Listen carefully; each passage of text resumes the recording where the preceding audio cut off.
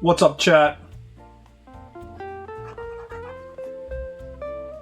I'm entitled American who wants more Tifa.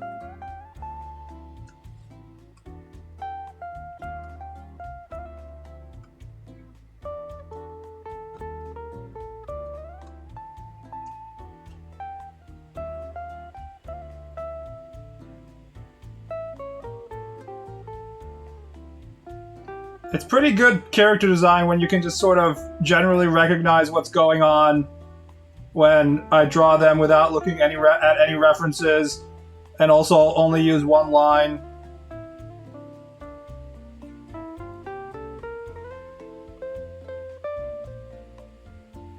I can't remember, did she have like hair like this?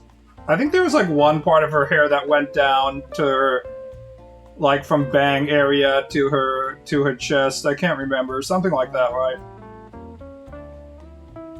One of my first lessons in art class was to draw copying a portrait by Picasso without lifting pencil. I don't know what that accomplishes, honestly. Maybe it just teaches you that you have to put shit on the page without worrying about stuff. Midna?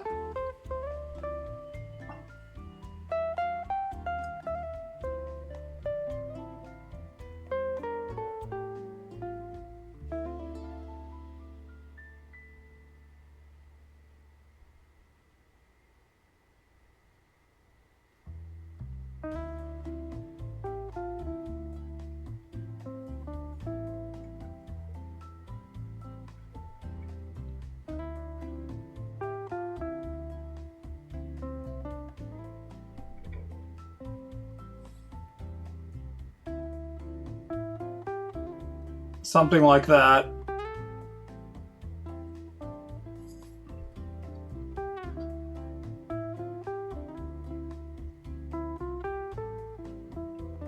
This Tifa drawing makes me feel emotionally anxious just looking at it. It looks like the scribble of, you know how whenever there's like a movie featuring a kid that's actually Satan or something, and then you look in his like coloring book and he always has like a shit ton of fucking disturbing drawings? Or maybe American Psycho. I think this is what the American Psycho Patrick's drawings look like.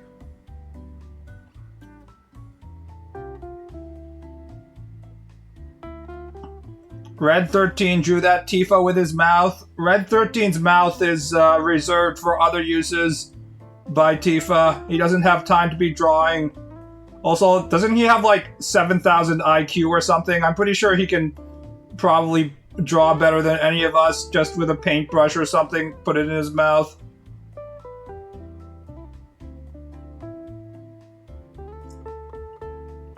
I see it as Tifa drawn by an artist who's close to their death, or yeah, has like progressive dementia.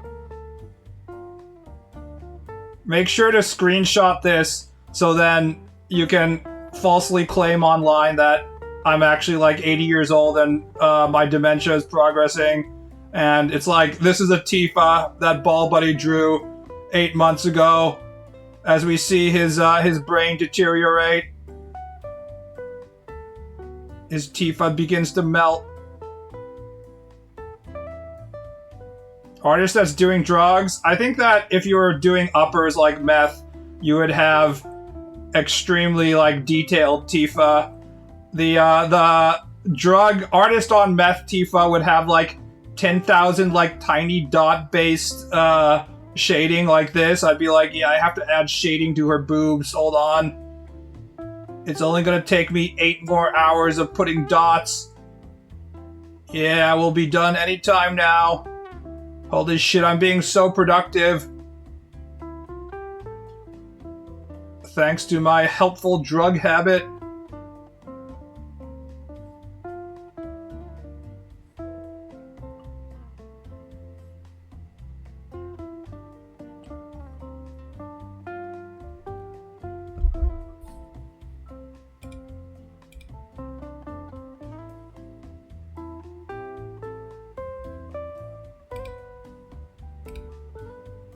Where's the orc lady drawing that I was working on? Here we go.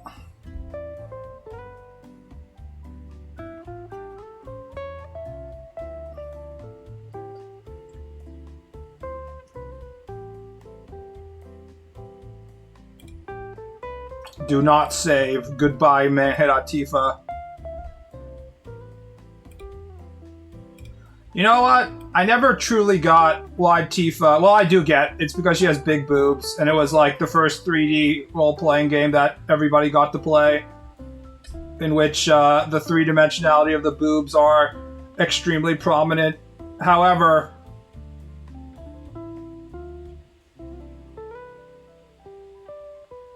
I was never attracted to any of the Final Fantasy VII girls, honestly. They never really did it for me. Interesting how that is. I kind of feel the same way about a lot of the sort of like personality test girls. Whether it's Asuka versus Rei versus Misato, or in Japan, often Flora and Diana are listed as the Dragon Quest V girls are often listed as like a personality test. Not even Cloud. Despite what this stream might make you believe, I'm not actually gay, so...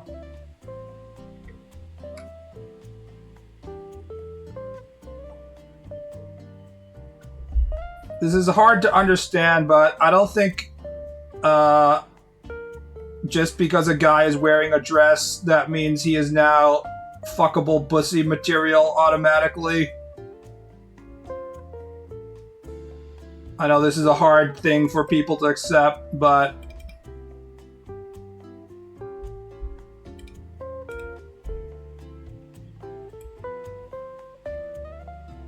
There's something gay about having sex with a guy. I'm not sure what it is, but... I might need to do a few more research on this, but... Something gay about the whole sticking my penis inside a man thing. Oh, that's right. Bianca Deborah Vera. I couldn't remember what like the English names for that shit was. Bianca Furora Deborah. And then if you... I forgot... there was like one way to get the gay option with the father, I think. You don't actually get to marry him.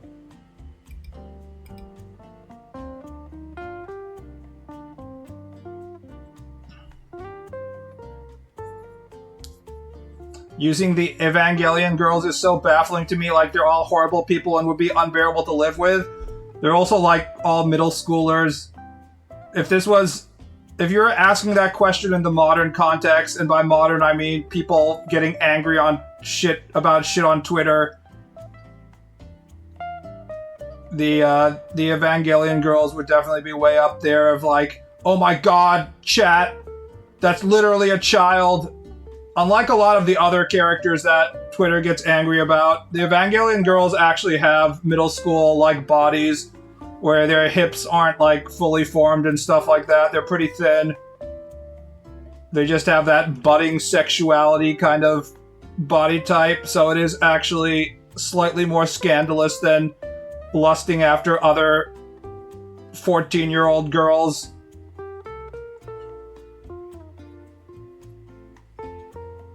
Whoa, 100% hetero, really should stick my pee-pee in their pussy, however, shouldn't.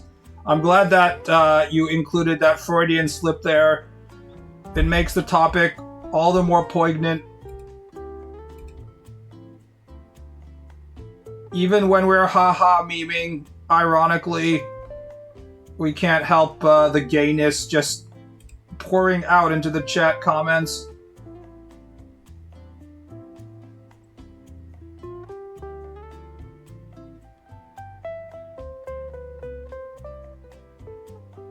That aside, let's just say we're the same age somehow with Misato.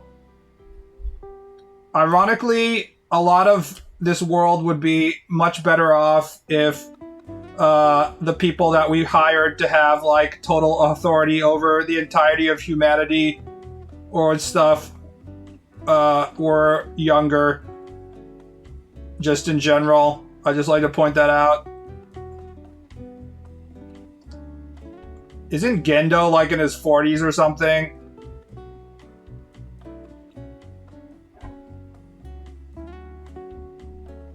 Isn't Misato in her like late 20s or something? I don't know how old Zeide is, but it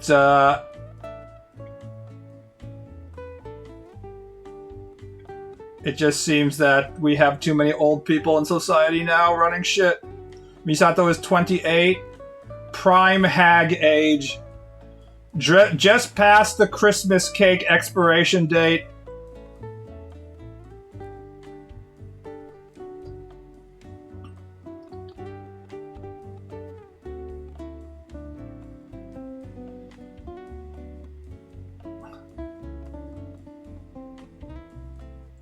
Just the right age for pity fuck from Kaji-san, who I'm sure was probably using multiple levels of birth control. If there's anybody who has like birth control so he doesn't have like a mistaken child, it would be Kaji. That guy is definitely trying super hard not to have kids.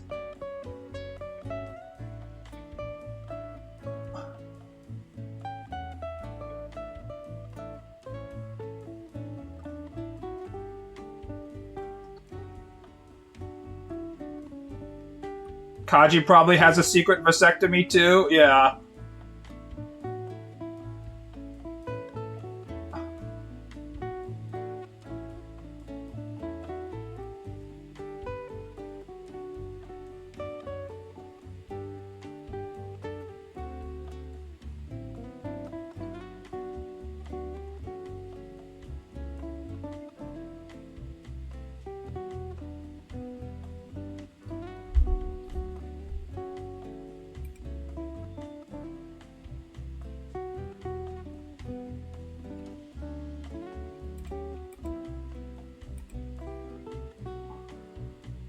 Are you the Monopoly man? No, because I don't have like $1 billion.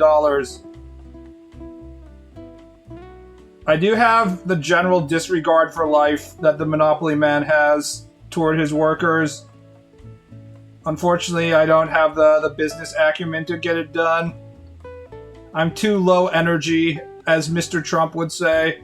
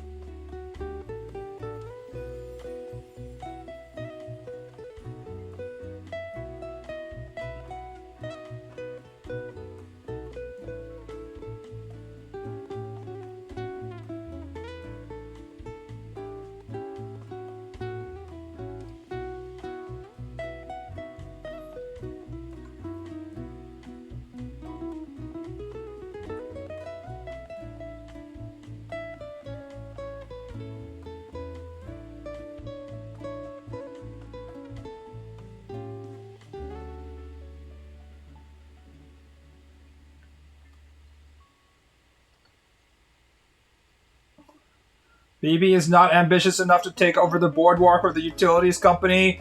Owning a utilities company, but then making sure that there isn't any government regulation to stop you from being allowed to charge whatever price you want is a goal of all capitalists.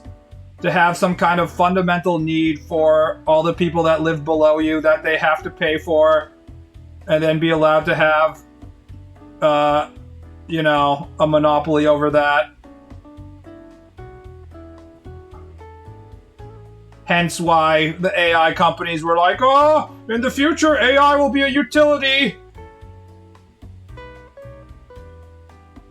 They all secretly want to be utilities and make it so that people can't live without it. But then they also want to leave out the whole part where they're not allowed to charge, like, you know, unlimited amounts.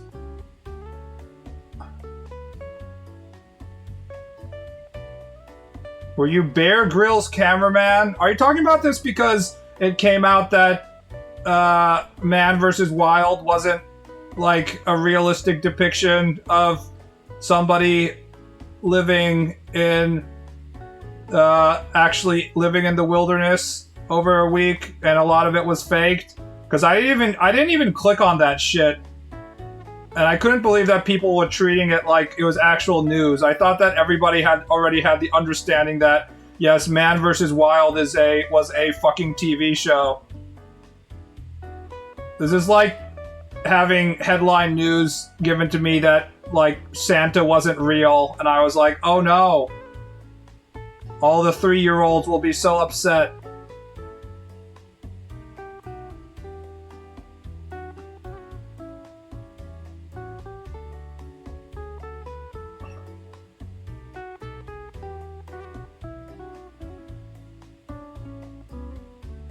Reality shows should be instantly assumed they are staged. I don't care how staged reality shows are. I will never stop believing that the Jersey Shore people are all alcoholics. Nobody can tell me otherwise.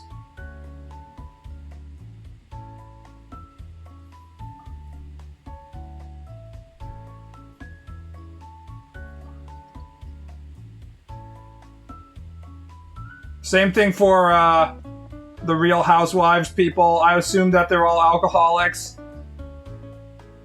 The drama might be staged, but the wine is real. How many times have you secretly Rule 63 WWE wrestlers? 0. I don't really care about WWE. You watch that trashy shit, LOL, my man? I have never watched any real reality TV show, honestly. I didn't have access to cable for most of my life, so I only know it through absorption in American society. I didn't want to have access to Jersey Shore, but here we are.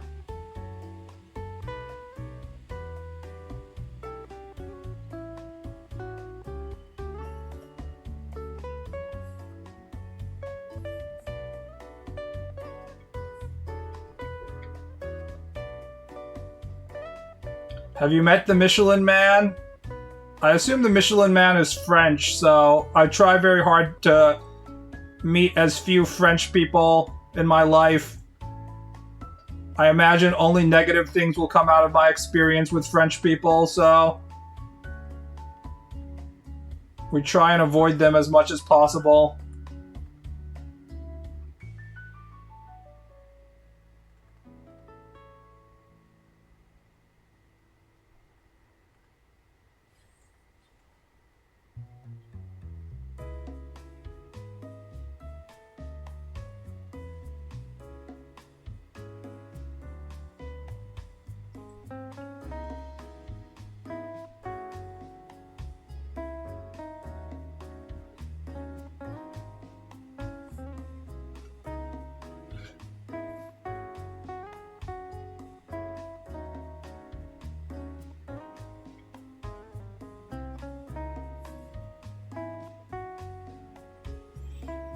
Ball, did you study the Pythagorean theorem?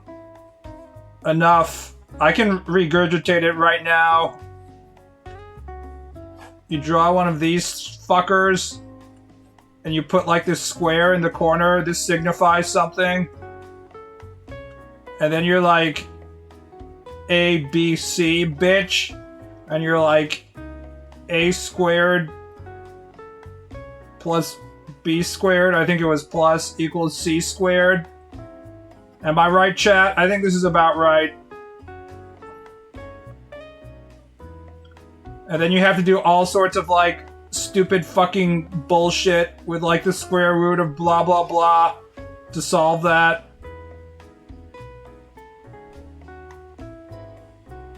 And you will never ever fucking use this in real life. What about partial differential equations? The only other thing I remember from high school is like, there's like sine, cosine, tangent. And I don't know literally anything else with like some kind of symbols like this. That's about it. Oh, there's also a thing called pi. And if you try and create a perfect circle in Clip Studio Paint by holding down Shift while you're using the ellipses tool, your poor computer will take like literally 2 or 3 minutes. It'll just fucking freeze because it will try to calculate pi to, you know, the 10,000th decimal, and it will just like, you won't be able to do anything ever. So whenever you use the ellipsis tool, don't hold down Shift. It's fine if you're using like the rectangular tool or whatever. It'll just give you a perfect square, and that doesn't require any kind of calculation. But when you try and do like a fucking circle, it will actually like literally freeze your fucking program. It's crazy. Somebody needs to tell Clip Studio Paint that I don't need a perfect circle. I just need a circle that's close to a perfect circle. So they need to stop calculating pi to the millionth, you know, degree. It's just stupid.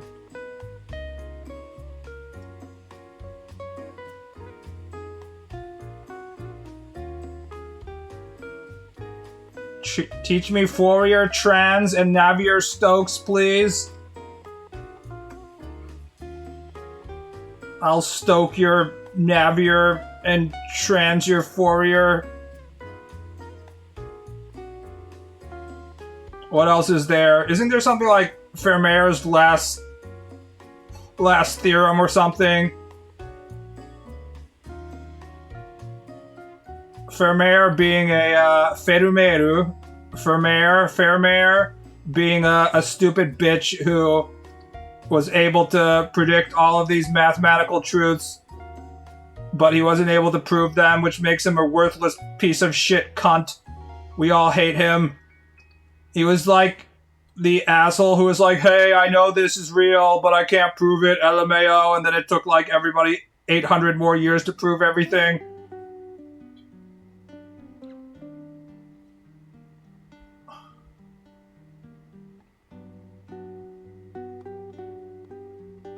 Have you checked the weather for your Snickers farm? Lots of rain these next few days.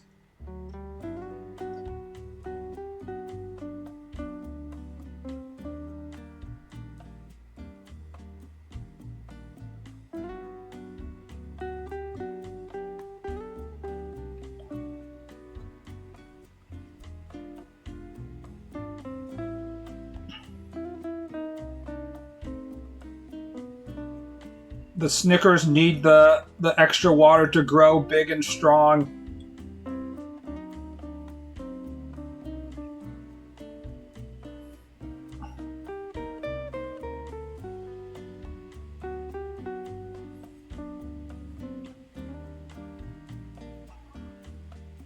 Do you know the Monopoly Man never had a monocle? I think I did know that. The Monopoly Man isn't meant to be as menacing as he should be. They've toned him down a little bit.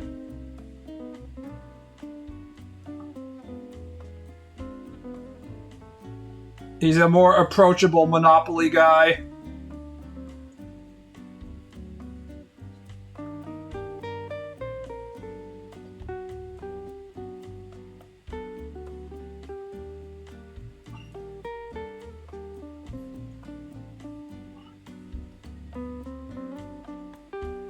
That was confusing him with Mr. Peanut seems likely.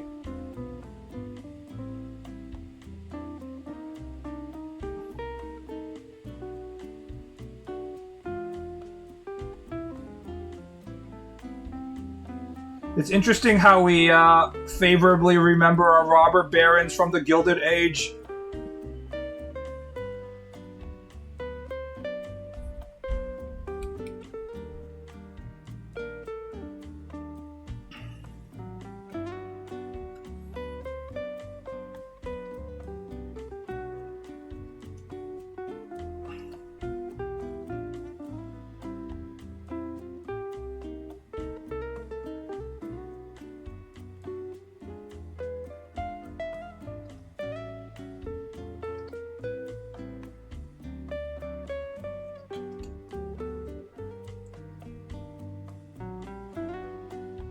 I'm adding more beard detail while looking at images from Toriyama Akira's Sandland, in which when Toriyama Akira achieved political power so that the editors couldn't tell him what to draw, he chose to draw a party of one demon kid and two old men,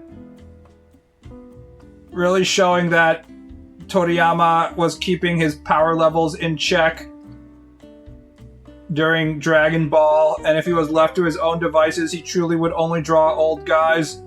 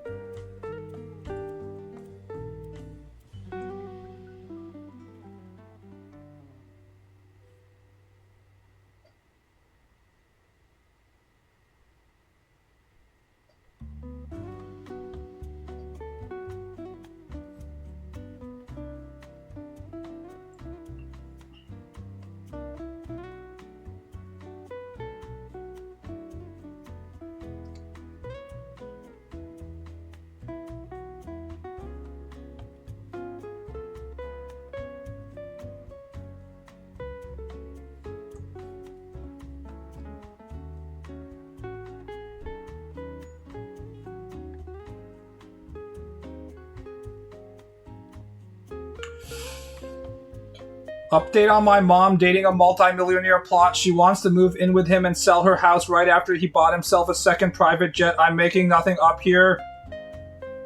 I hope he's not too heavily tied to the stock market, because there's a chance that we have a rapid stock market collapse in the next 5 months. Hopefully he's not the multi-millionaire and the all of my net worth is attached to Nvidia stock kind of multi-millionaire, because when we all call like Elon Musk the world's first trillionaire, what we just mean is that the stock market is insanely inflated and doesn't actually reflect the real value of things, because fucking venture capitalist speculators have lost their fucking mind. That's what it actually means. If we were actually basing shit off of the real value of stuff, there wouldn't be any trillionaires, but, you know, people can't be helped.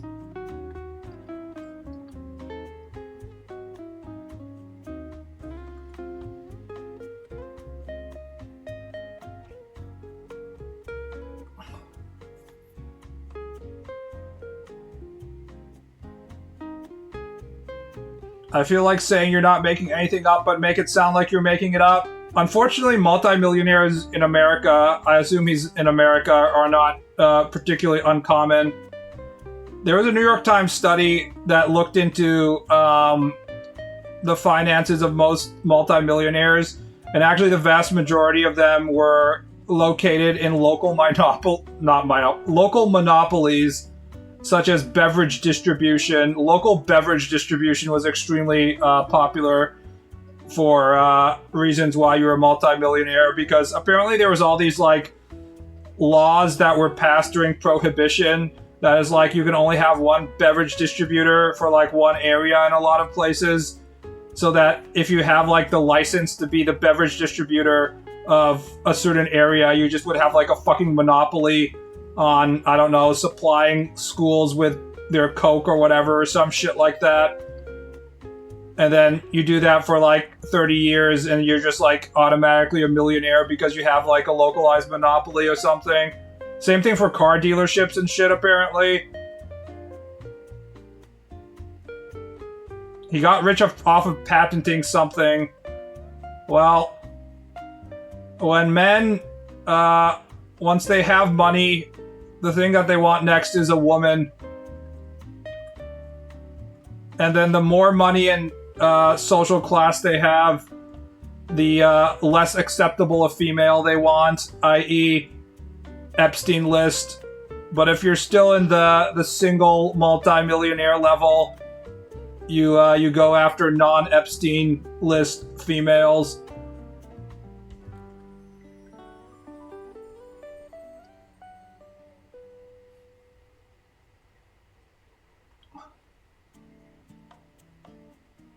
He is dating my mom because his old wife died of cancer. Men, there is a certain group of men who 100% cannot live without having some female in their lives. I am not one of them.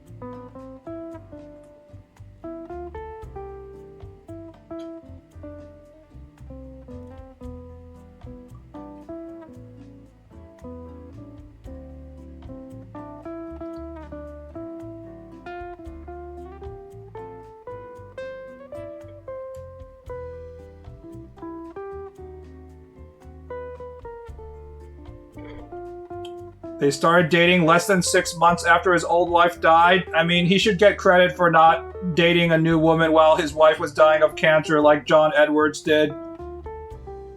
Because if you don't think that's something people do, we do know for a fact that's something that guys do frequently, is they start cheating as soon as their wife is like has cancer or whatever. And they're just like, no! My woman is not providing me with whatever sexual services I require. I have to start cheating now. Meanwhile, women live 10 plus years longer without men. Exactly.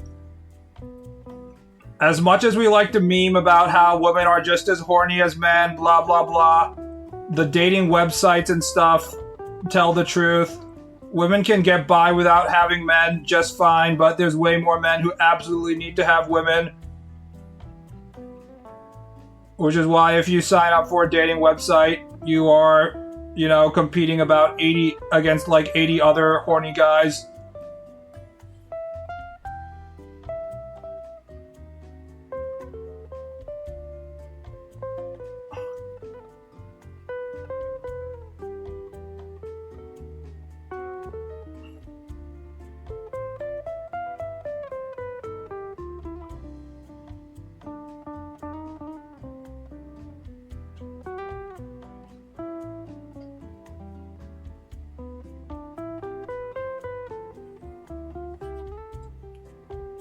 There are many dudes who are actually looking for bang maid.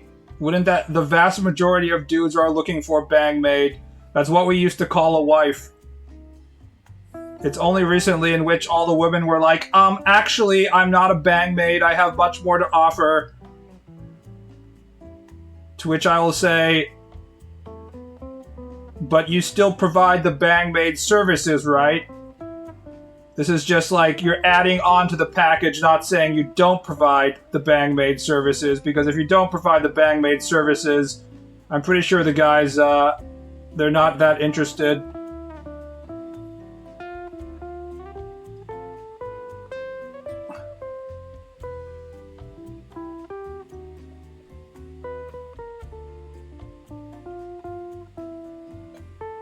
That kind of reminds me of the infamous Pear comic.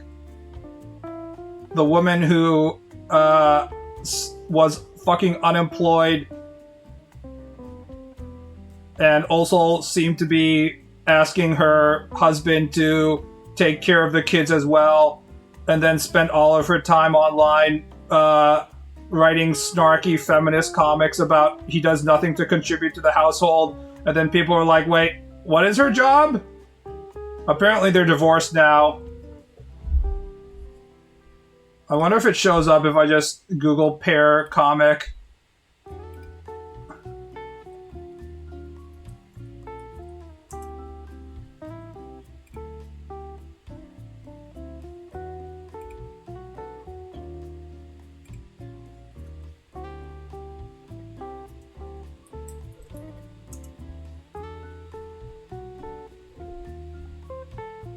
It actually doesn't show up.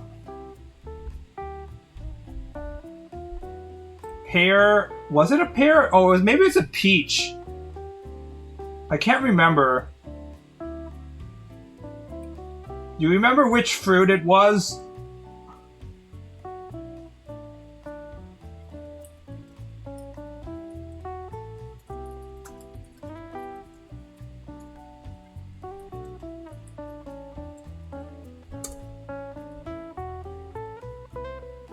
Unfortunately, just Googling woman complaining about man eating fruit is too unspecific. It was not an apple.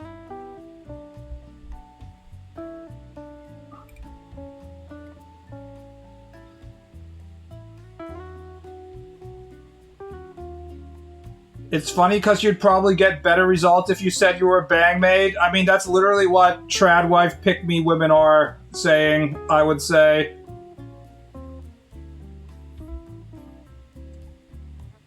The trad wife trend gave them an excellent opportunity to identify with the bang maids and advertise themselves to the male population, how they were bang maids.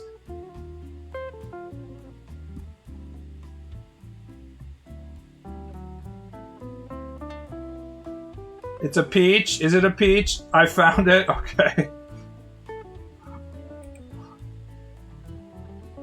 I think she had a few other comics, all of which the main joke was just like, my husband does nothing.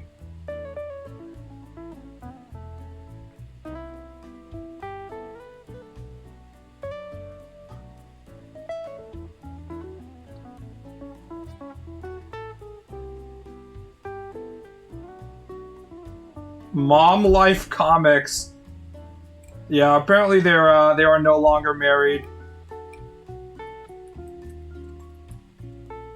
Mom Life Comics, if you Google it, the first one you get is Mom Life Comics Divorce.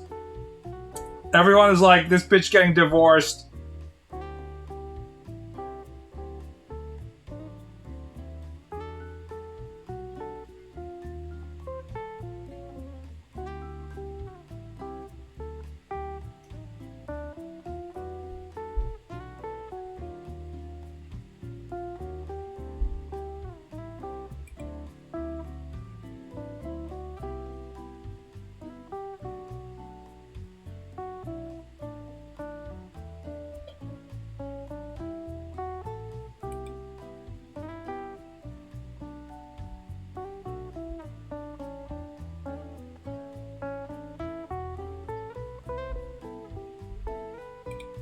Oh look, the last ripe peach. I'll save it for the kids, they love peaches so much.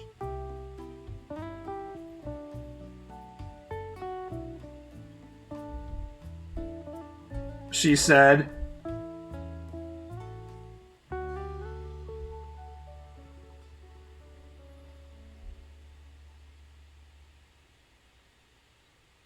There's a reason I refuse to join online mommy groups.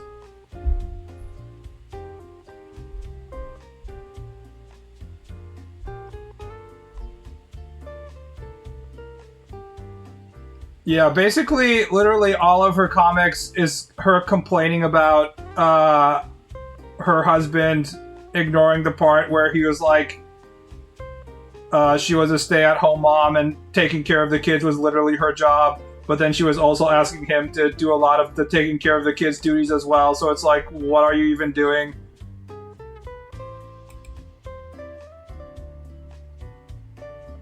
It wouldn't be really a big deal if she didn't seem so unaware about it, but she was extremely unaware, which made the internet be like, LMAO, this bitch.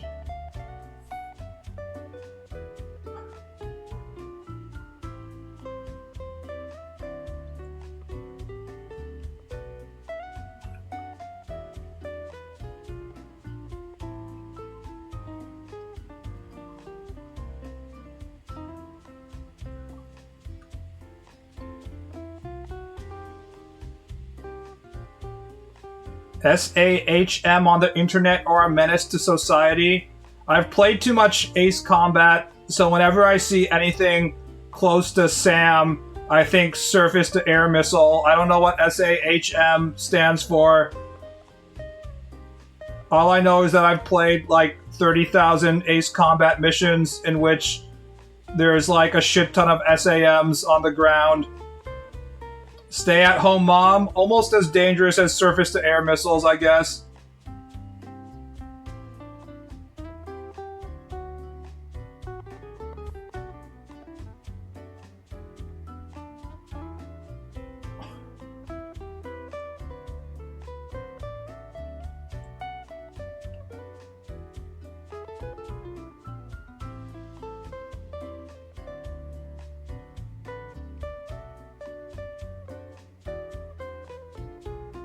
Sensible, adolescent, humble man. We call that a shota. And they're at extreme risk of getting sexually assaulted by onesans.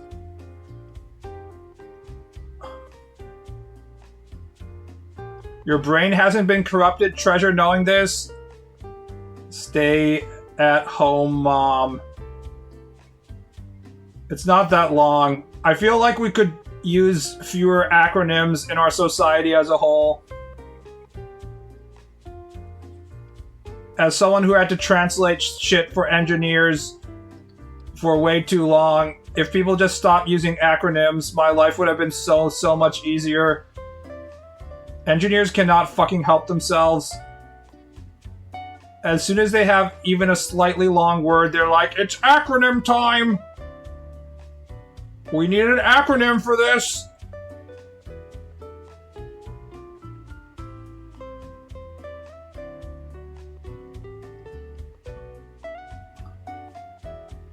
My hatred of engineering jargon knows no bounds.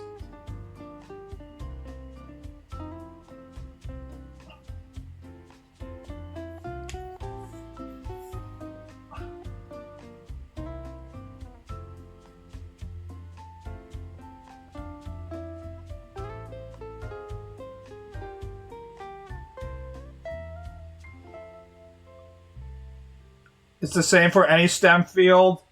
Case in point. Also, especially military. Military is insane, the amount of acronyms they want to use.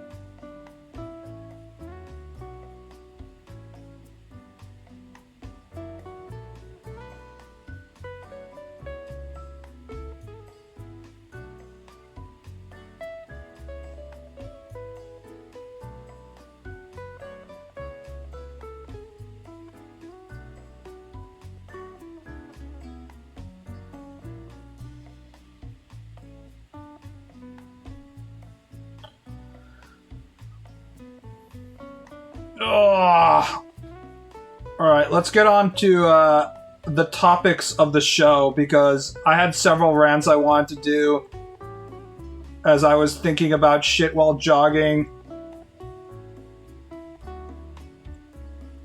Number one is someone asked me to comment quite a while ago on the Twitter wars between Japanese anime consumers who are calling out Western anime pirates as a whole.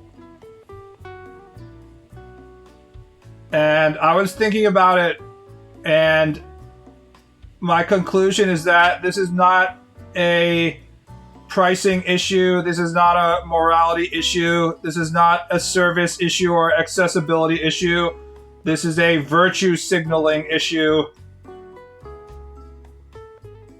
The reason why I want to say this is that I'm not someone who spends a lot of time socializing with people, but back when I did socialize with people between the years of 2004 and 2008 or so, so this is during my high school and college, whenever I met someone who had the most amount of pirated material, it was a Japanese person.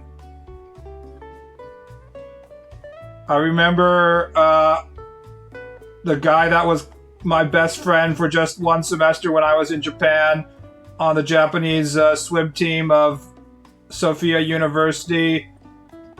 When I visited his dorm room, he had a hard drive full of like 10,000 eroge, most of which I assume he hadn't played because he had like 10,000 of them. Of course, they were all pirated.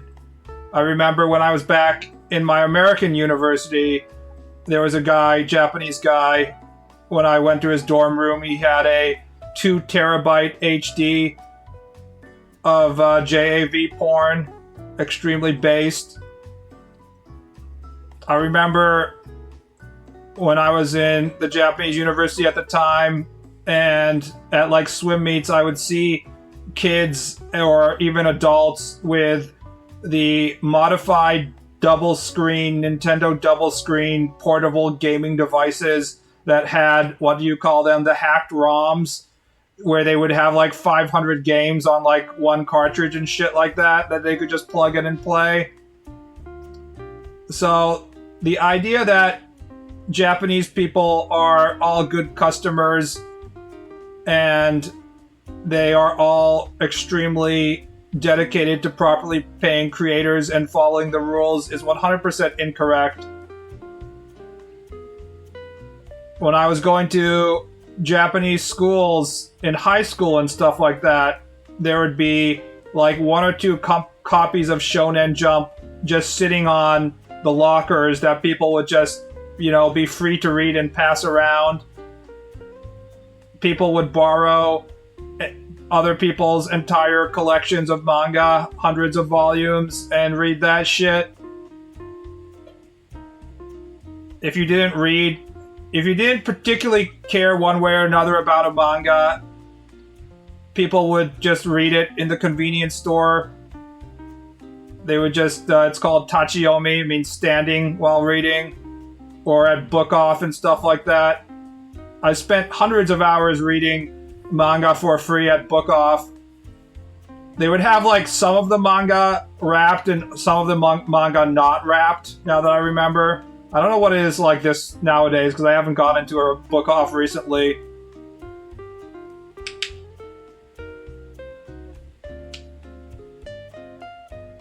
So the idea that Japanese people don't pirate or don't have access to cheaper or free versions of Japanese media is completely wrong. The difference between Japanese piracy and American piracy, or piracy in all the other locations of the world, is Japanese don't announce their morality on Twitter, on the internets, about how they care so much about protecting the industry and rewarding creators and stuff like that. If they're going to pirate something, they just pirate it. It's that simple. They don't really care. They're just like, LMAO, I'm not paying for that shit.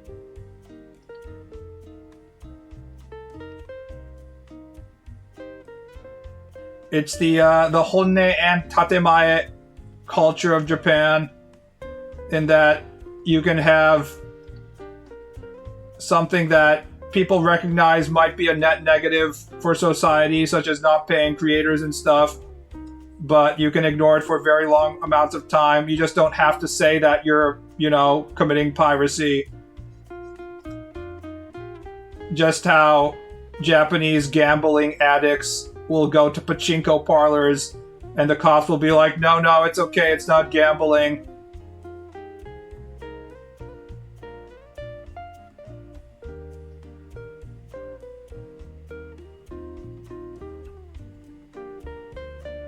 So the people who are crying and pissing are just a loud minority on Twitter, as it is for everything on Twitter.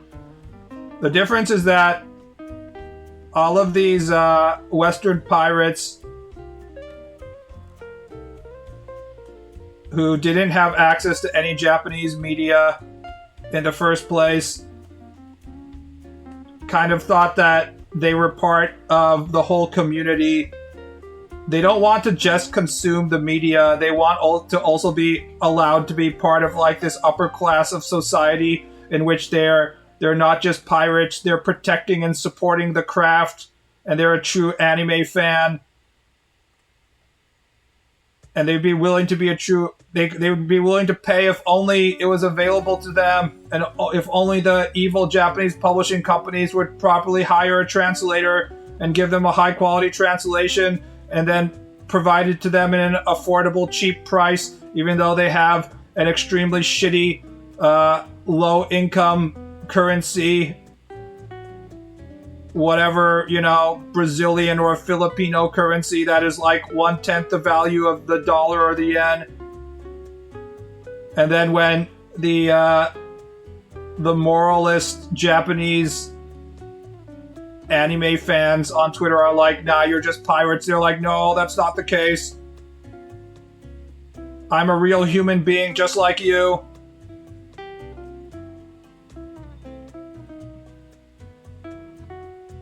I have never told anyone I have pirated anything because I ain't getting arrested for that shit. Yes. Nobody has ever pirated anything in this stream.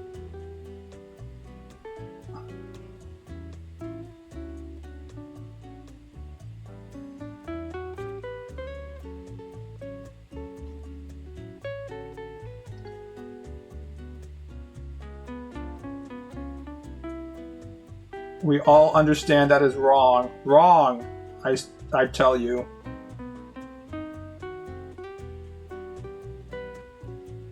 I'm trying to figure out which pen I want to use to add gray.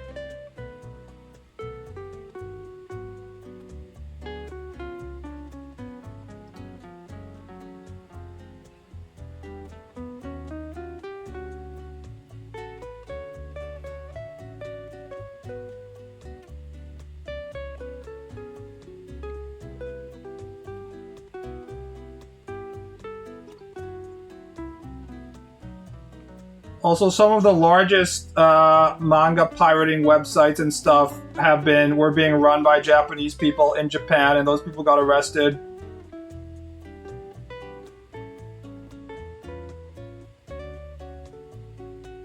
So the Japanese anime consumers who are like, I will buy one copy for myself to use, one copy for storage, and one copy to give to other people. I'm gonna buy 3 fucking copies.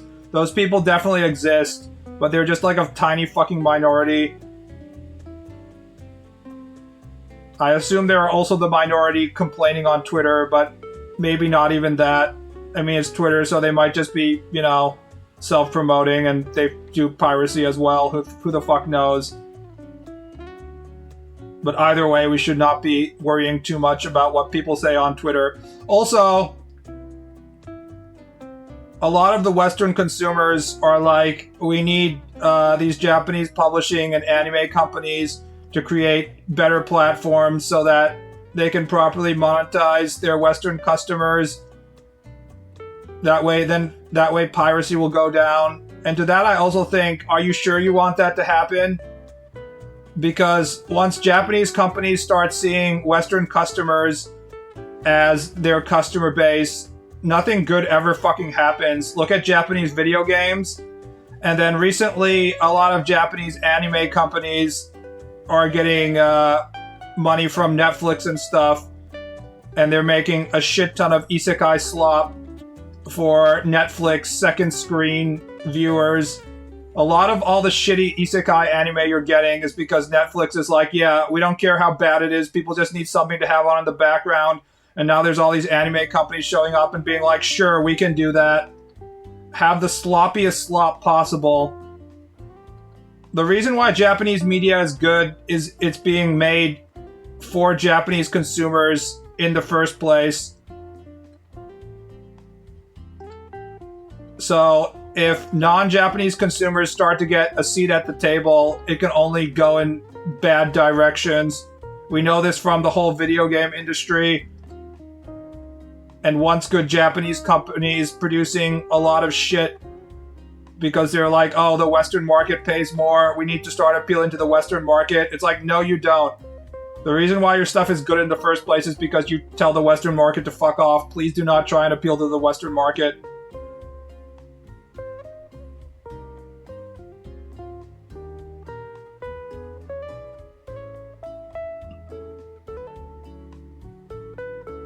Didn't the Overlord author say in an interview that he stopped working on the light novel because of piracy in the West? I don't believe that for a second. He probably stopped working on the novel because he made enough money. And he also probably wrote himself into a corner or something because the entire concept of Overlord is that there's a super fucking overpowered skeleton king in an MMORPG context. And there isn't any real plot. That's probably why he stopped writing.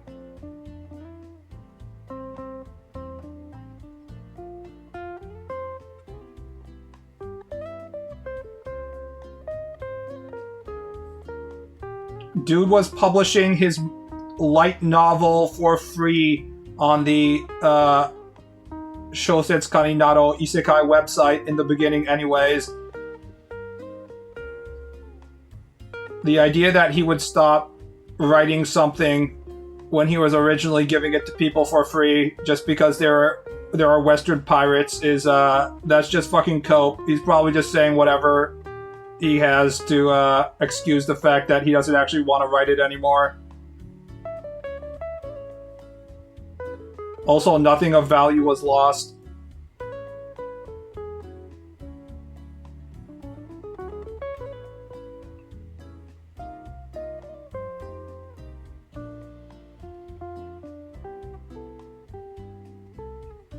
Also, I think a lot of the people who pirate shit haven't actually tried to access stuff legally as well.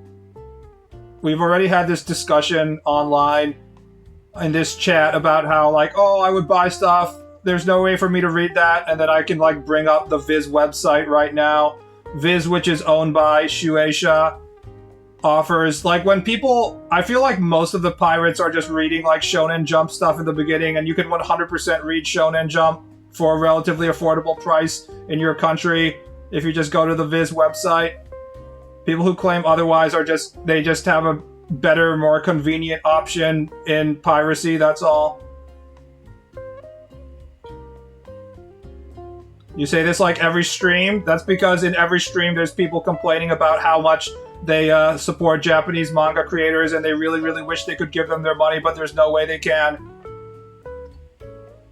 And I'm just like, yeah, I don't necessarily believe you. You might be living in a fucking third world country and you legitimately don't have the money to support them, but a vast majority of you probably can if you actually tried. Just say that you don't want to pay, it's fine.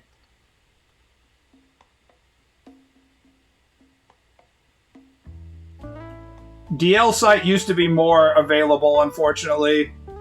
But now when I try and download Lolicone Panty Molestation Rape Quest Bug Impregnation MILF Fucker 3, I have to jump through like 10 different hoops just to give them my money. It's actual 1984, although I'm in Japan now, so I can just set up like PayPay or something now, so I can buy shit from DL site much more easily now.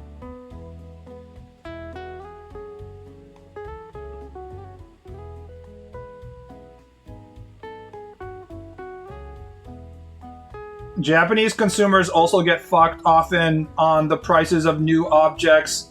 Like Japanese video games. Recently, American video games have started raising prices, but for the longest time, I would remember Japanese video games, like a new one would be like 8,000 yen. More than 8,000 yen, even when the Japanese yen was stronger than the dollar. I remember specifically in 2010 when I was in Japan, new video games were still priced at above $60. They were like $90+ and shit like that.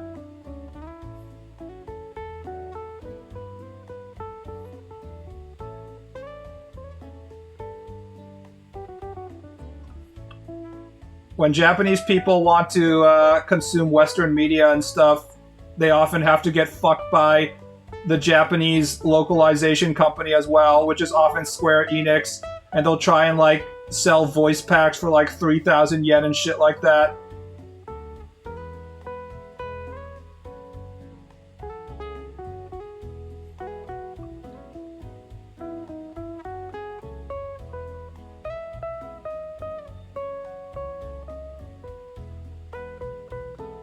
Are they still 8,000 yen, or has inflation caught up? I don't know. I wouldn't buy a new video game under any circumstances, so it really doesn't bother me one way or the other. Did you hear how much money they put into new Gears of War? 400 million? Don't think of it as a budget of a video game. Think of it as an adult daycare center in which they take care of all these untalented adult programmers who are just riding the coattails of an already popular franchise.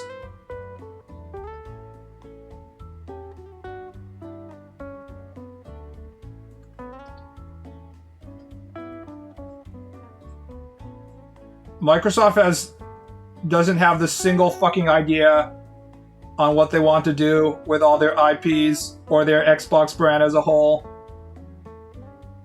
It's pretty fucking dire.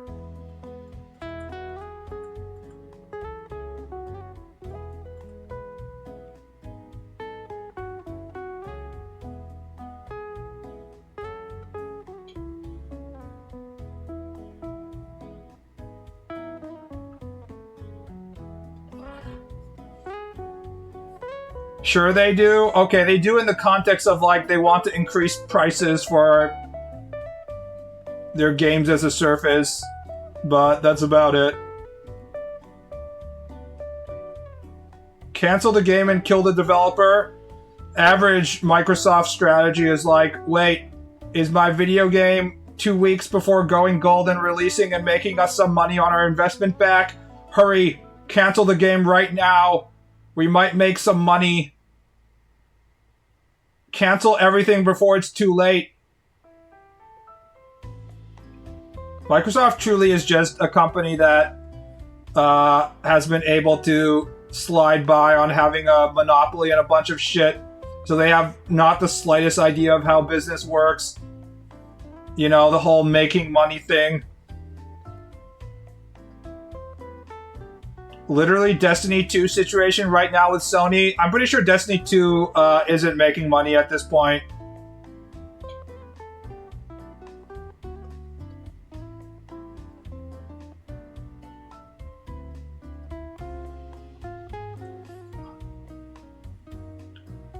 Sony was pretty fucking retarded for paying for Bungie what they did. It was clearly a fear of missing out kind of situation, but they're only like about half as retarded as Microsoft if we look at all of their decisions.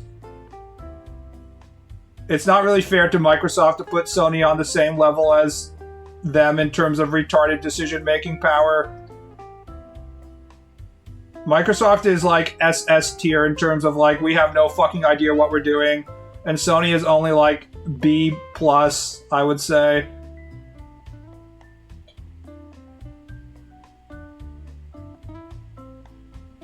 They hit record numbers on Steam, triple the player count of Marathon. So, yeah, but did they do that recently?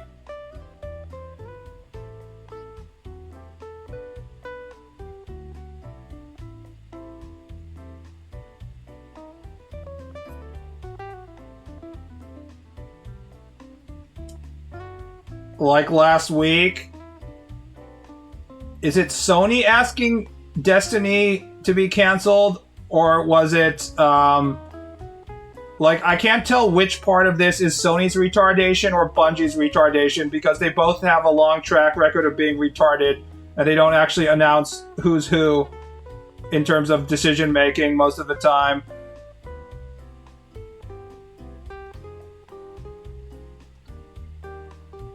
Anyways, ending Destiny is like a public service.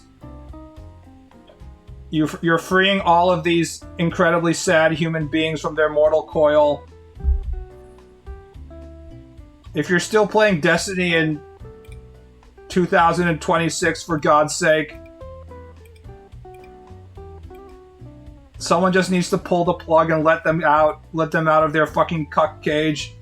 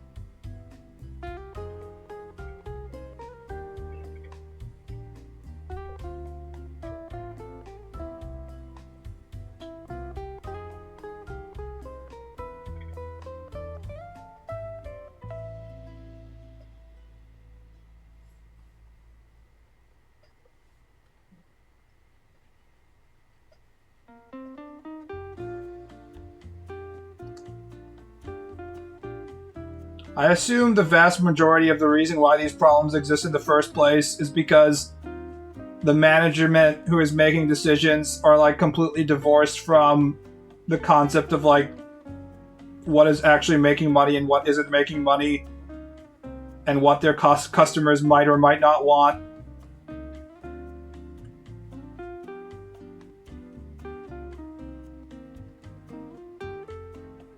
And then they're like, we already spent so much time on Marathon and money on Marathon, it has to succeed. Even if no one wants to play it.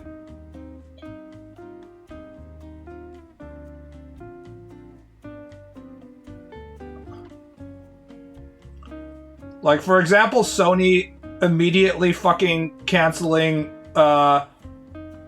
Concord and closing the studio. I think what that tells me is that they probably are slightly more on top of their business decision making than Microsoft is.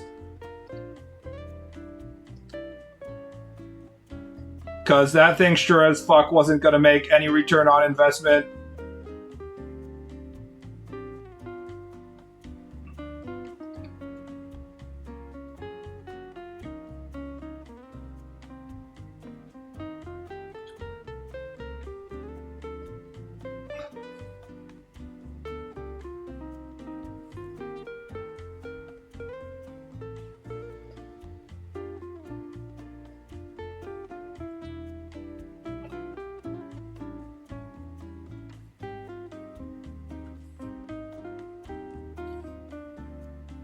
They bought the studio that made Spider-Man for like $200 million. That's pretty cheap by current prices.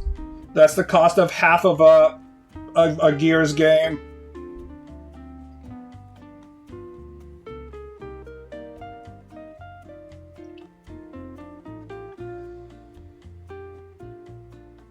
I mean, we're not even talking about Microsoft's acquisition of Activision Blizzard. I guess they also have King in there, so the chance of it going too poorly is pretty low, but all of these purchases, Bungie, Activision and stuff, it seems like Bobby Kotick or whoever were selling pretty high, and both Sony and Microsoft were buying way too high. Like, it was at the peak of various FPS popularity, you know?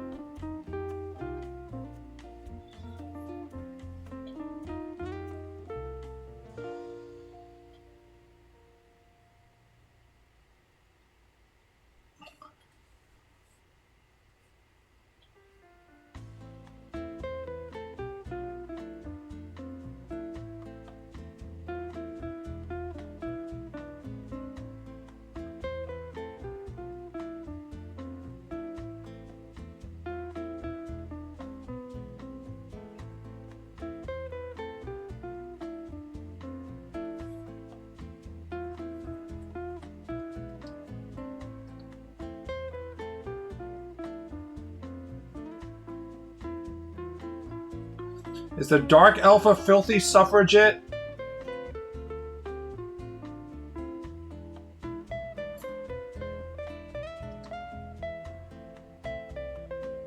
I don't know. I feel like Dark Elves would just be against any kind of, like, democracy as a whole. They would believe that political agendas should be pushed forward through traditional methods such as assassinations.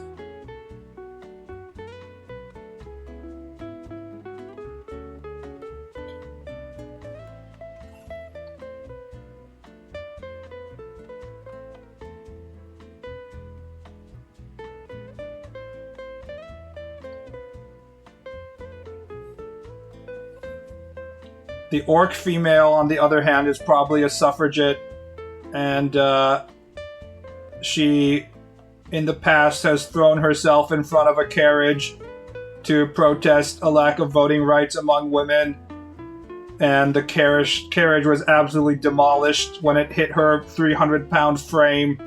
It just fucking crumpled like it was like hitting a tree or something.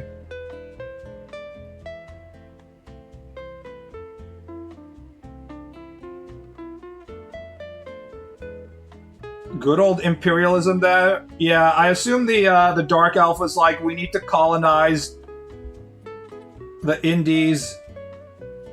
It's the only way to bring enlightenment to these, you know, these goblin females.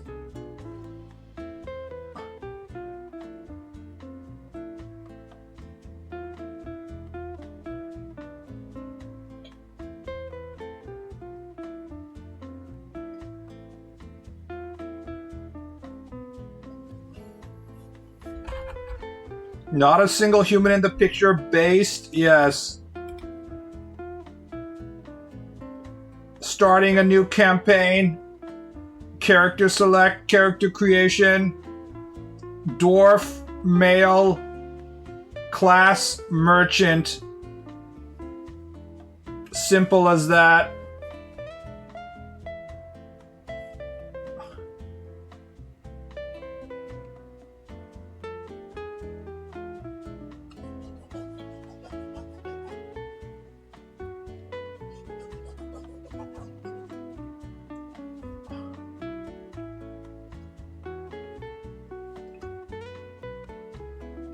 Cricket would be an extremely popular game among the elven long lifespan races, because a game that takes like 4 days to play a fucking match, it doesn't feel as much of a waste of time if you can live for like 7,000 years. They're like, I don't see the problem.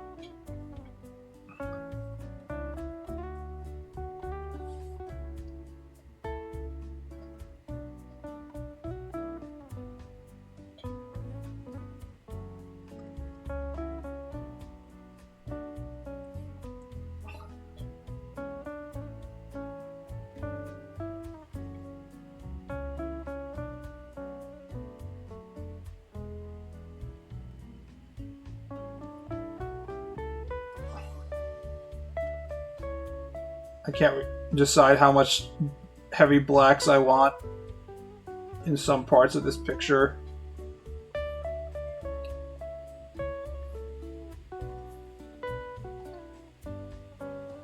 I think I want some amount of black, but...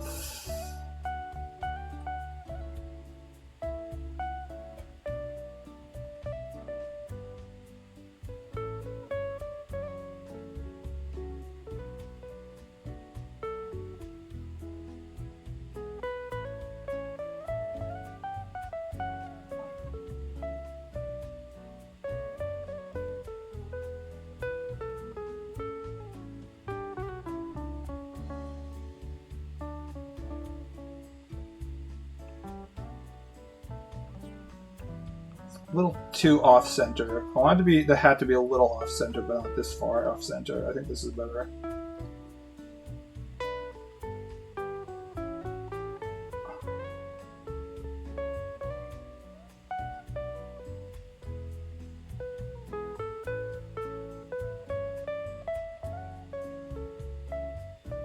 Can we expect a fantasy East India Company, and also which race owns it? The dwarves own it, and the goblins and maybe the kobolds or whatever are the ones who must work in the plantation. The goblins enjoy being a cog in the industrial machine. They get great exercise toiling out in the sugar plantation fields.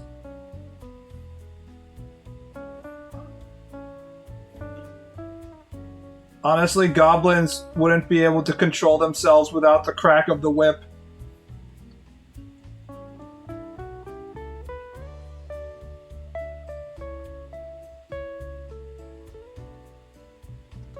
They need their dwarf masters, or else their society would be chaos.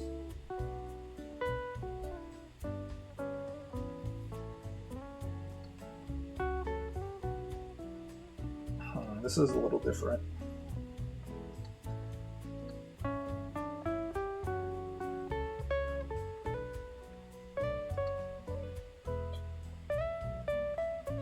Where is the succubus lady? In the brothel.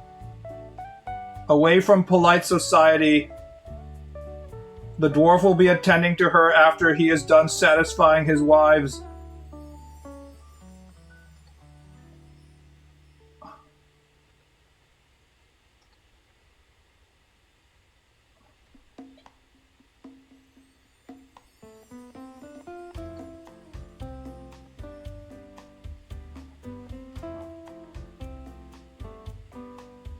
What about the slutty goblins with big lips and wide hips?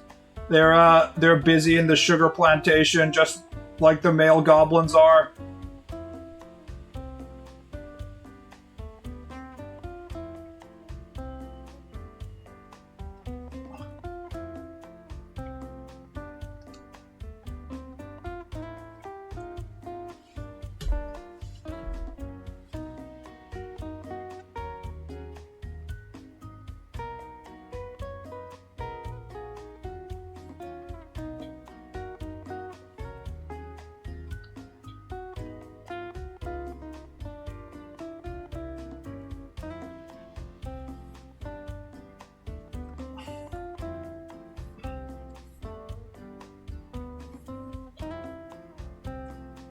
Where would beastmen fit in? Pulling the carriage, I assume. I don't like having too many fantasy races. I feel like one of the main reasons why D&D is worse than before is because we've let too many people have their rainbow-colored OC do not steal fantasy races. Everyone's like, my character is half angel, half demon, half vampire. He has been cursed by the gods because he's so special and powerful. He's not like anybody else. That's why he has this super special, ultra special race.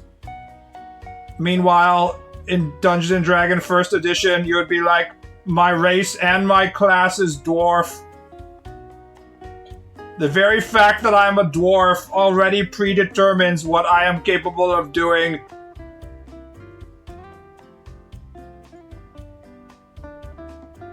My dwarfiness dominates every factor of my being.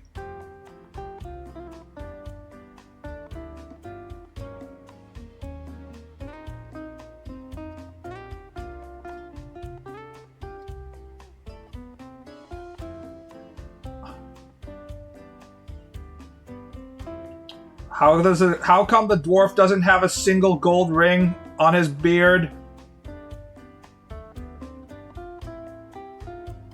I guess we could put rings on it, but I feel like it goes against the Edwardian style. Maybe he's so greedy that he doesn't want to have any kind of objects that people can steal off of him. He keeps all of his gold locked away deep in his vaults. Old money knows not to flaunt wealth. It do be like that. This is why Trump is so fucking salty all the time.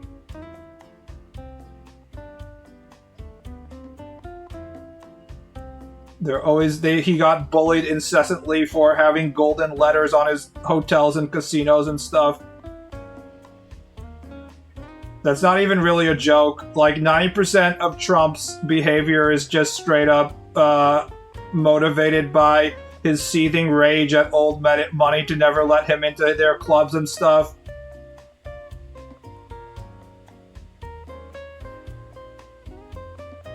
Forever denied acceptance.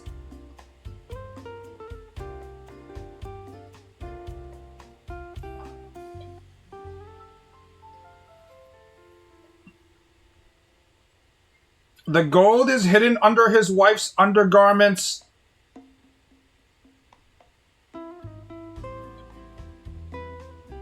Golden nipple piercings, golden navel piercings,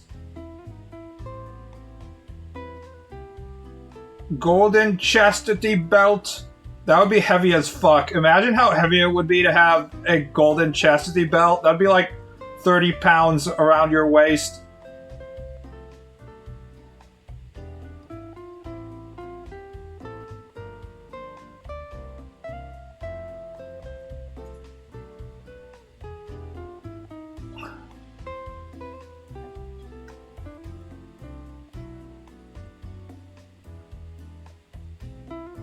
Gold is not that heavy. Yes, it is. Solid gold? If you had a fucking solid gold chastity belt, it would be heavy as fuck.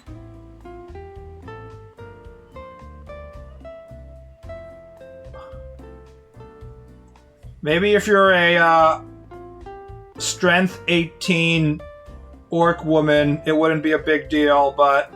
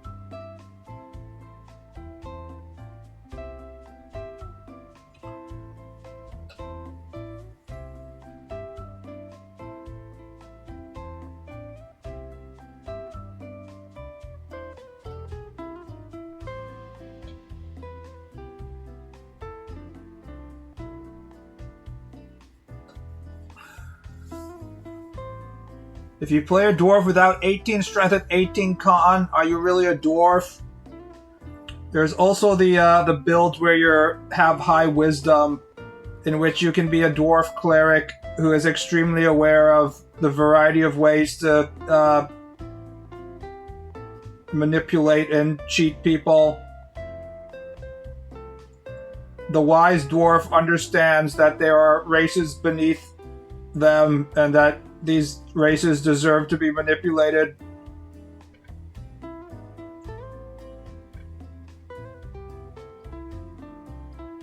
He is aware of his racial superiority.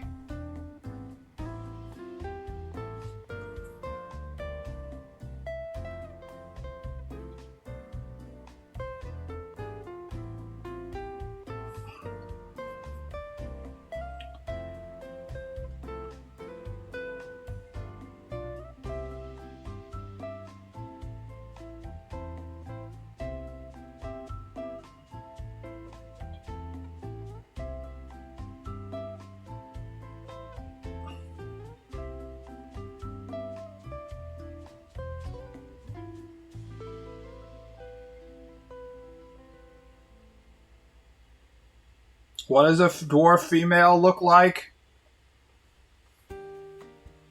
That's always the big question, right? How much beard do you want to give the dwarf females?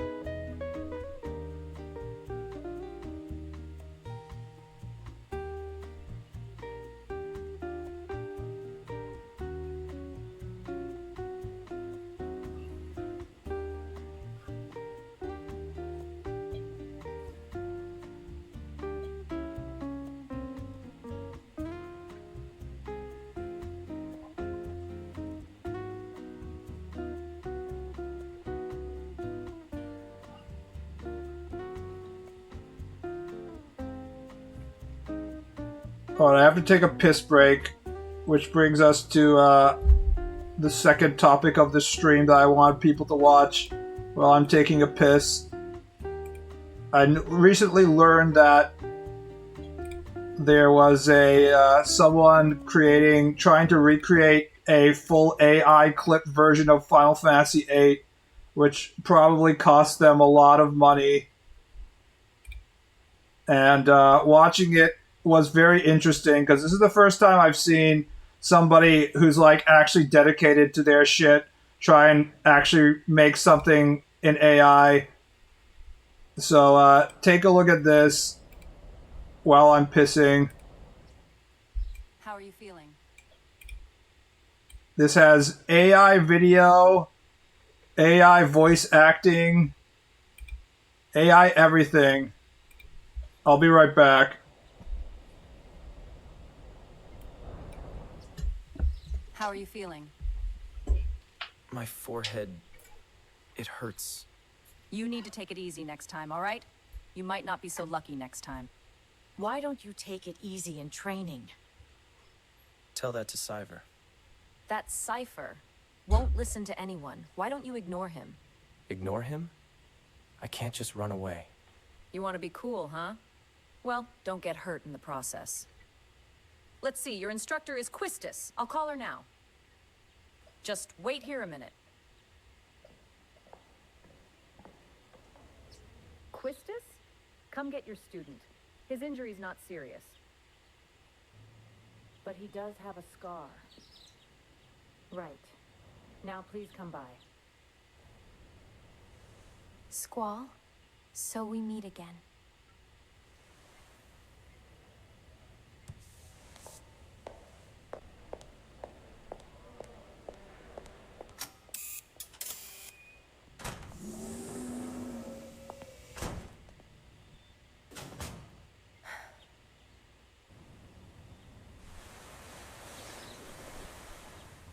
I knew it'd be either you or Cypher. Come on, let's go. Today's the field exam. Squall, is there something on your mind? Not really. Not really. What's so funny? Funny? No, it's not that. I'm just happy. I'm feeling like I'm beginning to understand my student a little. That's all. I'm more complex than you think. Then tell me. Tell me more about yourself.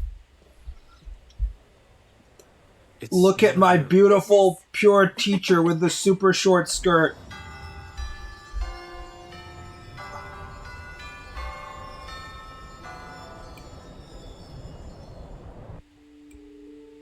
Awkward transition sequences. It's very obvious there's no real director.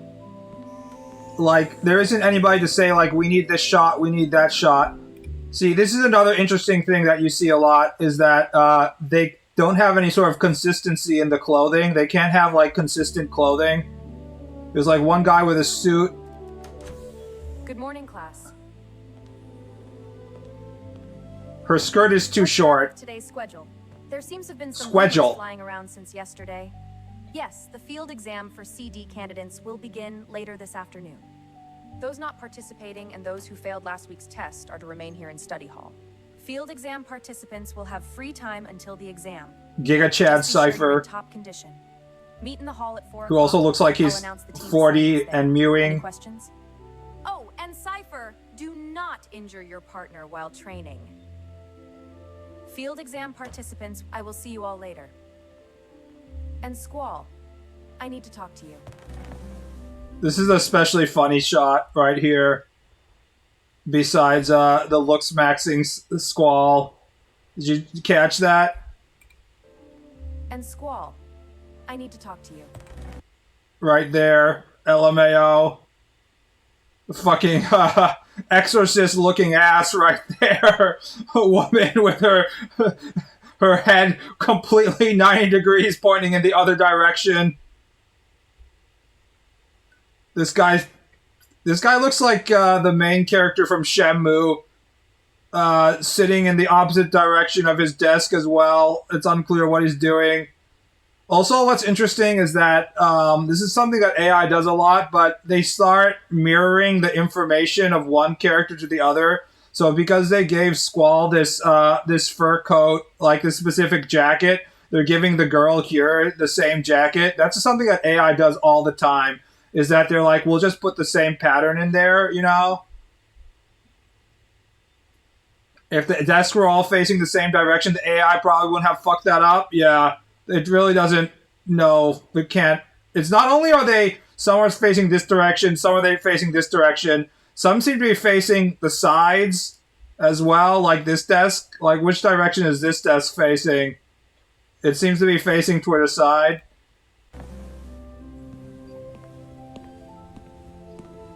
You haven't been to the fire cavern yet, have you? You won't be able to take part in today's... The voice acting is Don't also pass this test yet. painful, just listening to it. I was gonna go this morning, but Cypher... Do you have a good excuse? Not really. Then let's get going. If you're not too confident yet, you can review your studies at the study panel. I'll be waiting at the front gate, so come down when you're ready.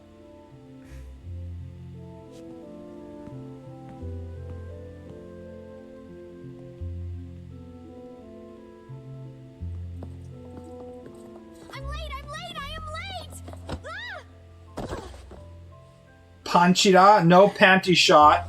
There. T. I'm fine. Sorry, I was kind of in a hurry. Oh, by the way, did you just come from that class? Is your class over? Oh, no. This place is so Also, the much better head- than my last garden. The head size versus the body proportions are a little incorrect. Do you think you could give me a quick tour of this garden? Don't have the time. Oh, bummer. That's too bad. Well, see ya. Isn't Selfie not dressed like this? Yes, yeah, yes. A lot of the transition between school uniform and their personal clothing is incorrect. You'll see the most and extremely glaring example of this coming up. It's pretty funny. However, the lighting and stuff is good. You have to give them that.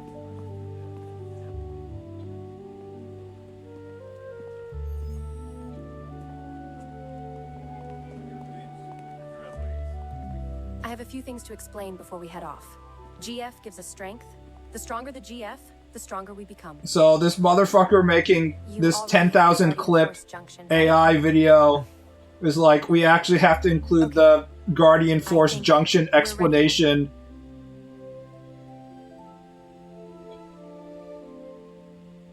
Also, if you check the length of her ponytail, it keeps on changing. It's interesting what shit it becomes, like, painful and extremely noticeable, and what stuff you can kind of overlook. It's supposed to be dangerous. True, but most candidates at least pretend to think it through. Thinking too much doesn't help. This looks great now. It's like 80% of it looks great, and 20% of it is blatantly wrong. And then the 20% that's blatantly wrong applies to all the different aspects of the video. Objective. So then you add up that like 20% incorrect part that's like, huh, that's weird. And as a result, you get something that feels like it's 100% wrong. It's very strange. Very well. Good luck.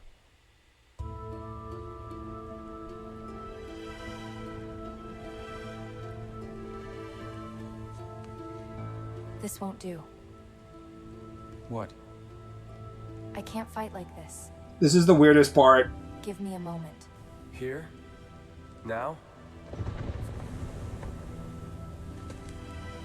Just hurry. The creator was like, I have to include a reason why Kistis is changing to her Let's go. normal clothing, and also like she's stripping in front of Squall. I guess it's in character if you consider the fact that she's incredibly thirsty. Everything else is up to you. Fine. You know, the boys often choke on this test when I come with them. I guess my charm makes them nervous. Whatever. Whatever. Now she's wearing stockings. Trying to get you relaxed, that's all. Also, some of the shots of Kistis, they give too much detail around the mouth, which makes her look like a 30-year-old white woman, but then it disappears immediately. Did she do that in the game? I don't remember. No, she did not. This is the most painful part, as you might, you know, predict. The fucking action is just unbearably stiff. I have yet to see a single AI video of anything in which action looks okay. Like impact and distance and stuff like that. It's just like completely incapable of that. VF Sarah Bryant, yeah. Or Samus.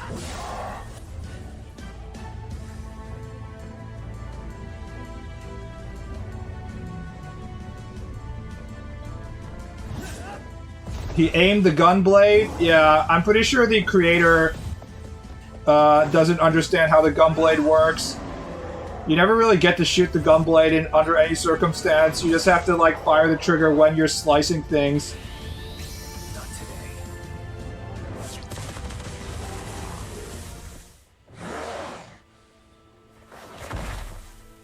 For me to lose to a human.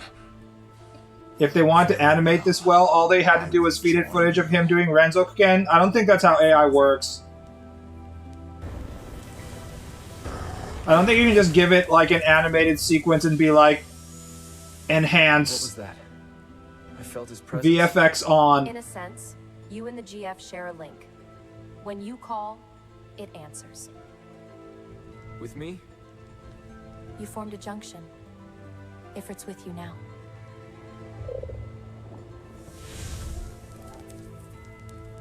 Try not to forget everything. Final Fantasy looking Raid Shadow Legends.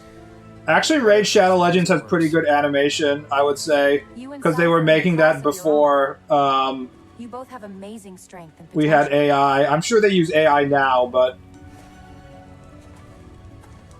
So, the static screenshots of already existing computer graphic backgrounds being made into high-definition AI tend to look very good.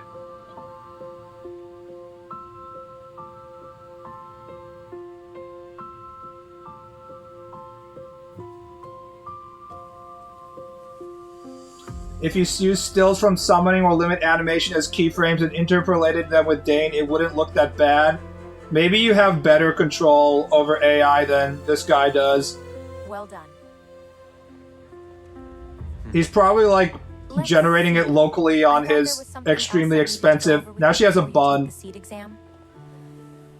Boobs. Oh yes. Use your Guardian Force often in battle. It will strengthen your bond with it. Now change into your uniform and assemble in the first floor lobby.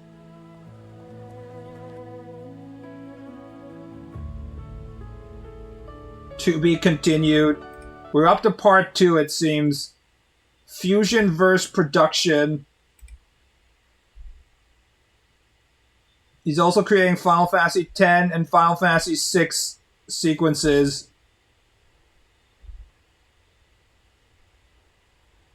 And they have like 5,000 views, which is probably pretty painful.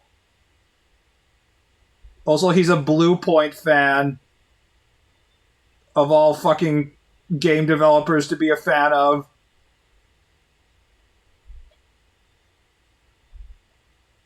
There's a lot of this shit. This guy is really working his, he's really working his 4090 or whatever.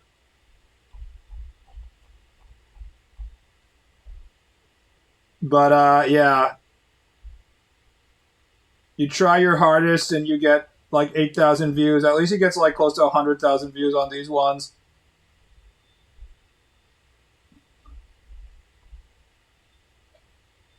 Anyways, what this has convinced me is that I don't have to worry about AI taking my job ever, is basically what I wanted to say.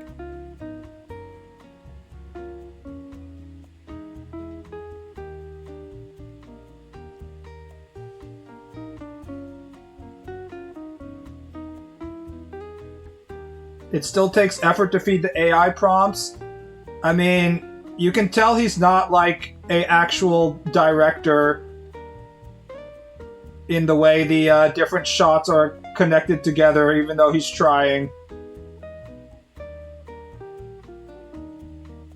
Or it might be he has specific shots he wants, but the AI won't give them to him. Either is possible, or maybe even both. You have a job. My job is producing peak elf and dwarf content, something that AI is incapable of making.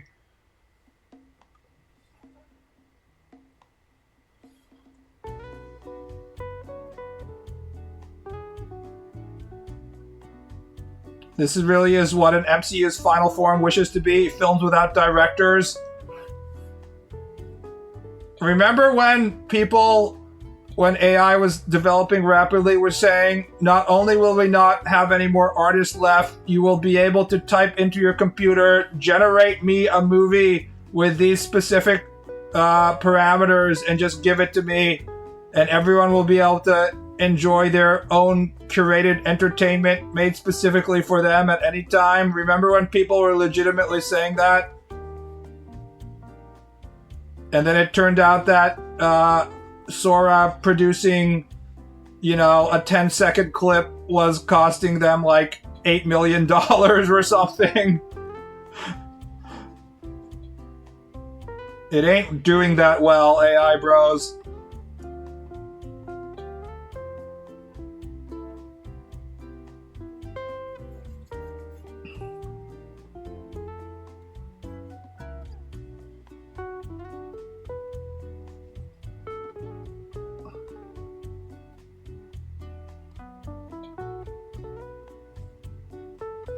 Computer, generate me 20 terabytes worth of Oneshota dojins.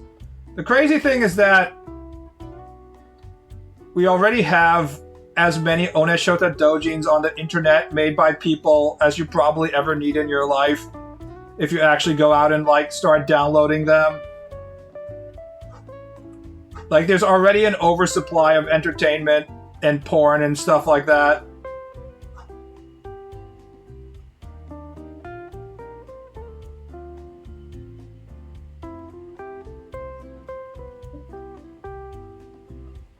We really didn't even need AI in the first place.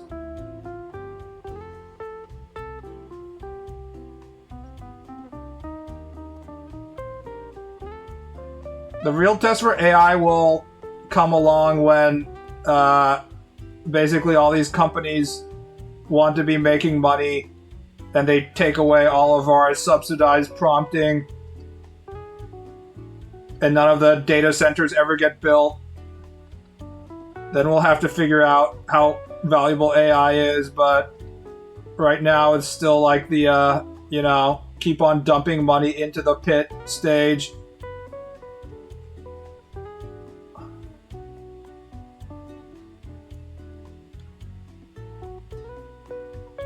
They really want to believe AI is magic. I mean, it feels like magic, doesn't it?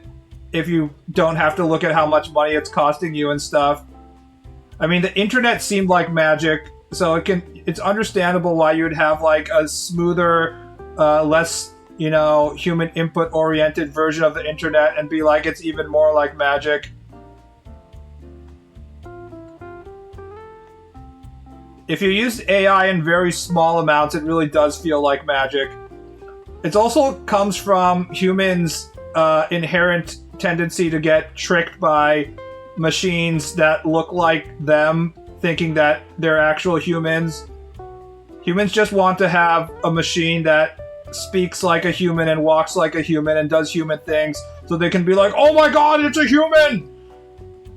We've created a sentient machine, we've done it, guys! It's like, no, sir, that's a doll at Toys R Us. That is not a sentient robot. I know you want it to be a sentient robot, but it's not. But it said something. It spoke a word. It's literally alive. That's the only explanation. The parrot, it's talking. It must have 7,000 IQ. Polly said he wants a fucking cracker. Jesus Christ. It's so fucking intelligent. Humans want to fuck machines. As a human, we just want to have a female-shaped machine that is enslaved to us and has a working vagina. That's just what we want.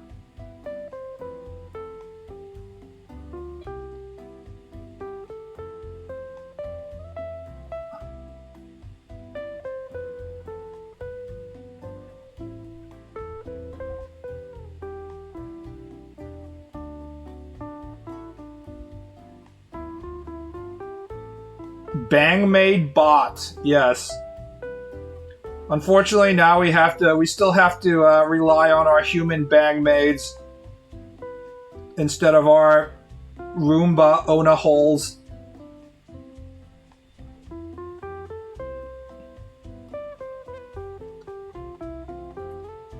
Imagine if your Roomba was like, no, Oni-chan.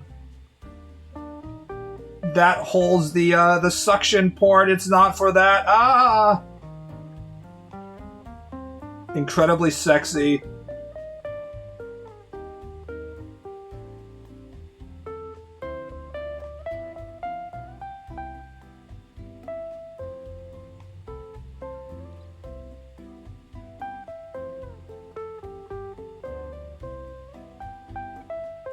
Nothing is stopping you from attaching a fleshlight to the Roomba? What about the cat that refuses to get off? Mr. Whiskers will not allow me to fuck his cat transportation device.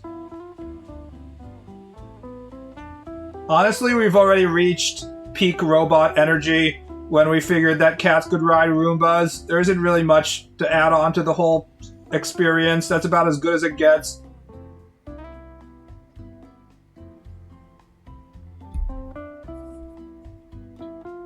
I bet there's like a YouTube compilation of like 30 minutes of cat riding Roombas.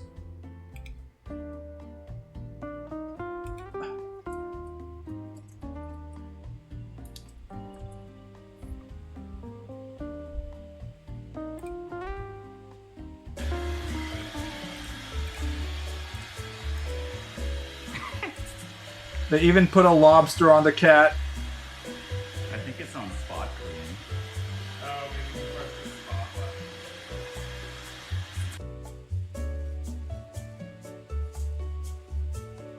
the cat refuses to get off, even if it's getting its head cut off by the Roomba.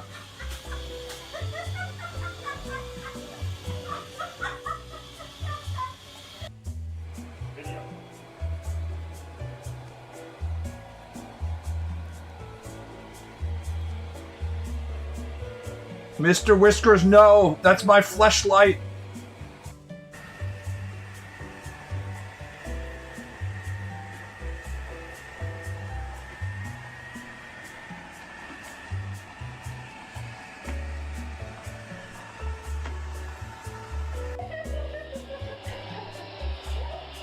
This has got to be peak cat energy.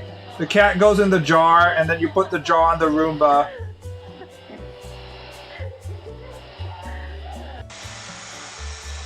Multiple cats on Roomba.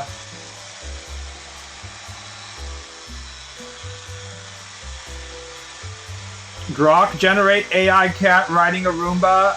The cat's playing trombone in your bedroom at 3 in the morning with night vision camera was one of the only good things that came out of the AI video production.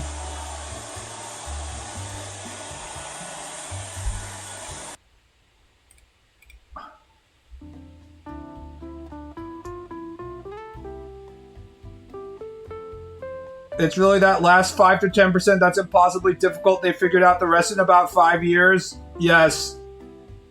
It turns out that if you only run people over in your self-driving car 5% of the time, then you suddenly have 100,000 lawsuits per year because people are upset that, you know, their fucking self-driving car didn't stop. So, we're never gonna fucking get self-driving cars, aren't we? I know there's like self-driving taxis in China and specific communist states in America, but I feel like that sort of explains itself.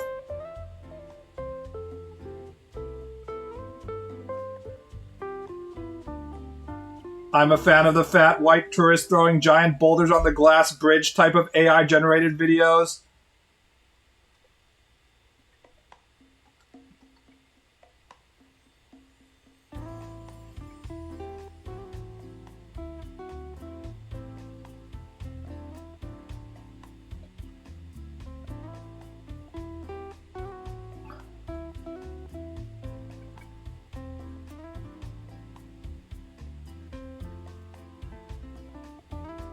They haven't figured out skin tone detections on phones. Those self-driving cars are going to be racist, not just because Grok is going to drive it, probably. It's not our fault. You don't understand. His skin was too dark. We couldn't see him. Will be like an actual fucking thing. It's also one of the main reasons why you can't have, like, a fully automated surveillance state if there's black people, unless you want to have a shit ton of incorrect convictions, which I assume that they are also okay with, but just having slightly darker skin tone is enough for the cameras to just be like, we can't identify this human being properly, so...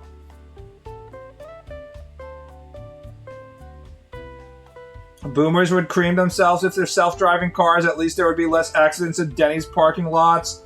That's the thing.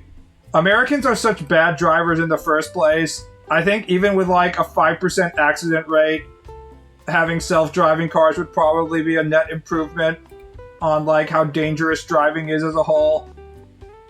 People are just fucking absolutely horrible drivers, especially in America. Half of the people are probably just like straight up checking their phone as they cruise past an entire school of children as they would just run them over.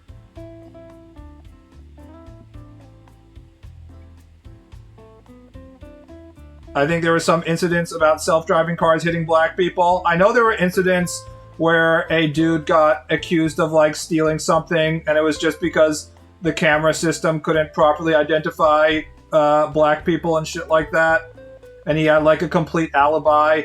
but he still got arrested, and it took him like, you know, weeks of proving his alibi that he did not steal the thing. But they were like, no, but the detection system, they said you stole it. That type of shit has already happened, so...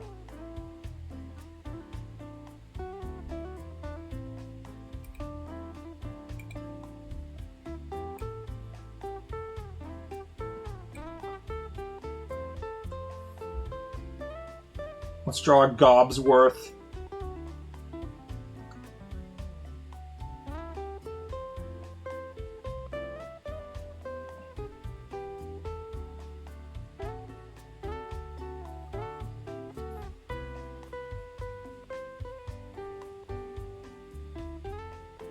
Ain't Pennsylvania the state with the worst driver? I don't know, man.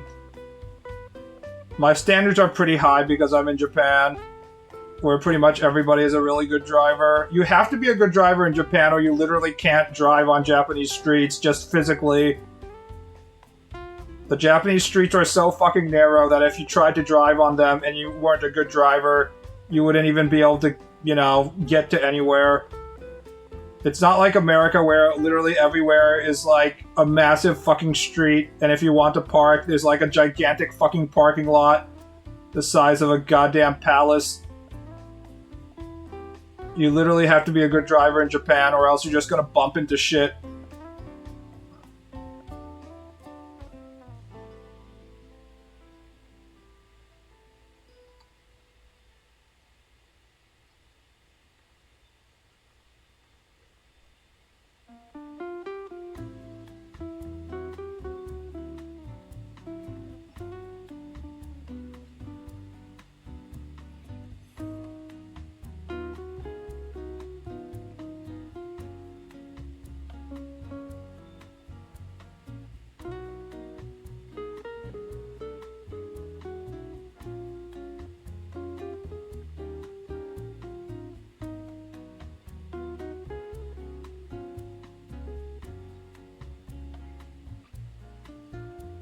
They make you actually pay for a month's worth of classes in Japan.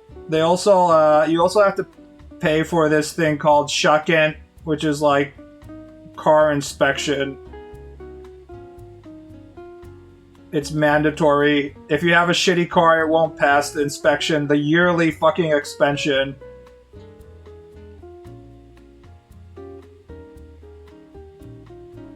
So you can't have shitty cars on the road. And you can't have shitty drivers on the road.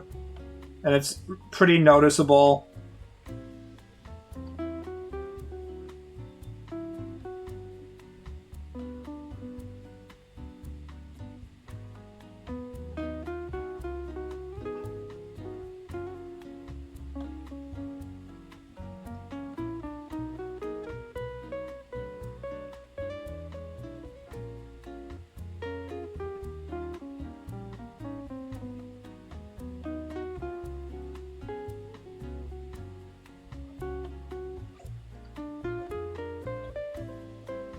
It would be a huge problem for lower income people because they wouldn't be able to get anywhere without paying for all these car classes, but it's not a problem because you can get places without a car.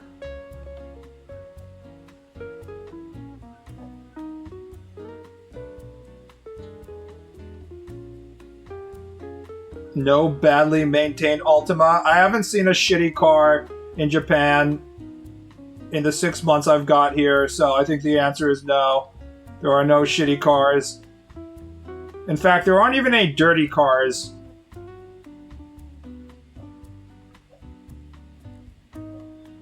Everything's just like properly washed all the time as well.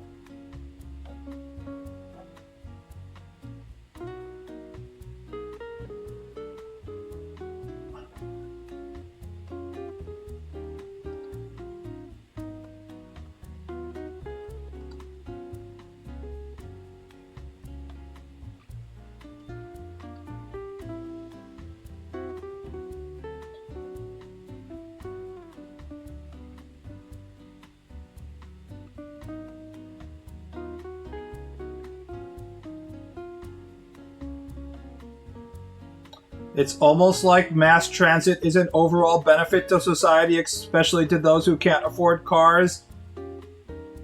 This is where an American replies by saying, yeah, but Japan lost World War II when we nuked them, LMAO.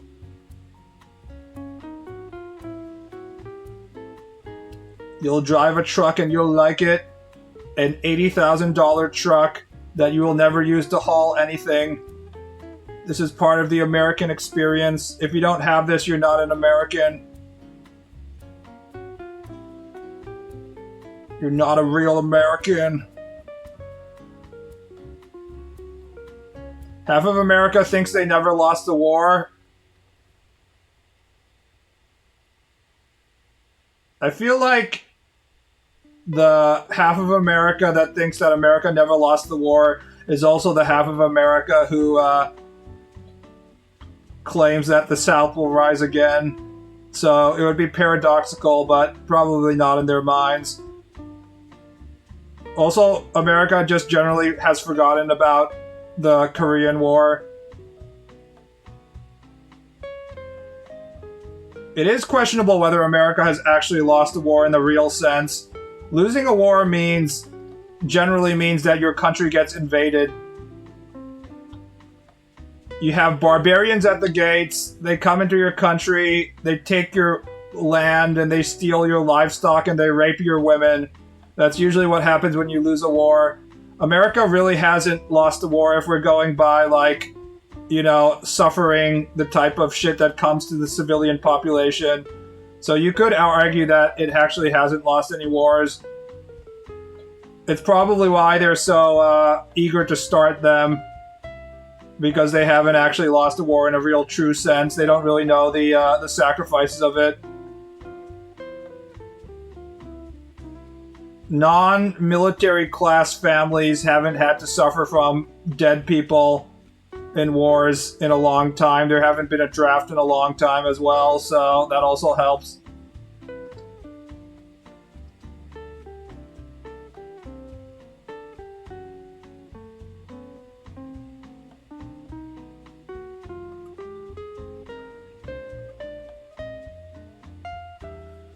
Nah, we didn't lose. We just gained nothing and retreated. Vietnam and all of the like post-World War II wars are just like, what was America planning to gain in the first place?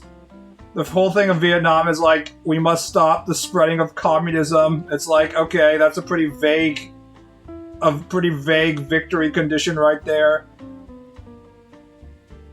Does the Civil War count if you look from the perspective of the South? I mean, the Southerners having to give up their slaves is considered to be like a great tragedy for them, so maybe.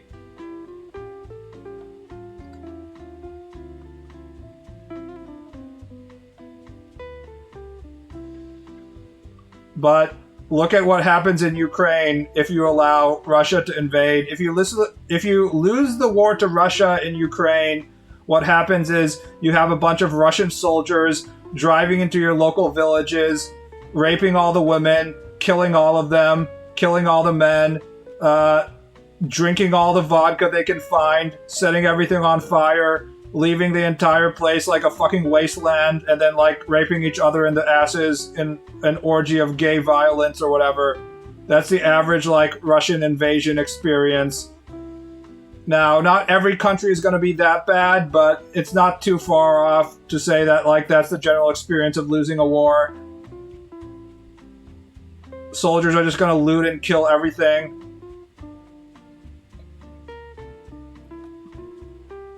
Not the vodka. I mean, someone has to drink it, right?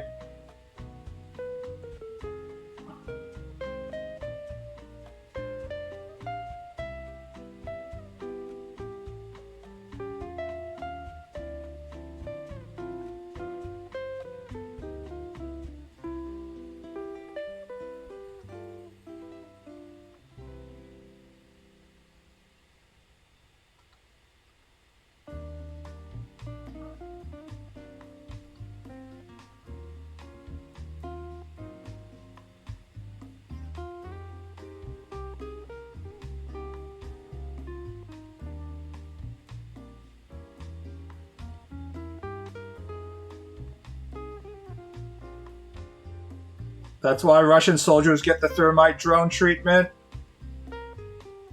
I mean, Russia and then like also pretty much every African country, the experience of losing a war and that is much more like in tune with what it traditionally has meant to lose a war. Is you have a bunch of barbarians at your gates and they're gonna like fuck everything up. This is why all like the liberal media talking about how Trump has lost the Iran war is just like complete bullshit.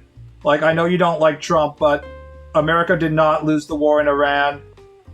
If you take 1 second to think, if we flip the sides, how would we think of if Iran showed up with a bunch of aircraft carriers out on like in the Gulf of Mexico or like outside of Boston or something? They fucking dropped a bunch of guided bombs on the White House, killed the entire Trump White House cabinet and like half of Congress. And then the only way we got the Iranian aircraft to leave was because we like blocked off our oil export channel. And they were like, oh, thank God they weren't able to handle the expensive oil prices. They've left us alone. We wouldn't be like, we did it, guys. We won the war.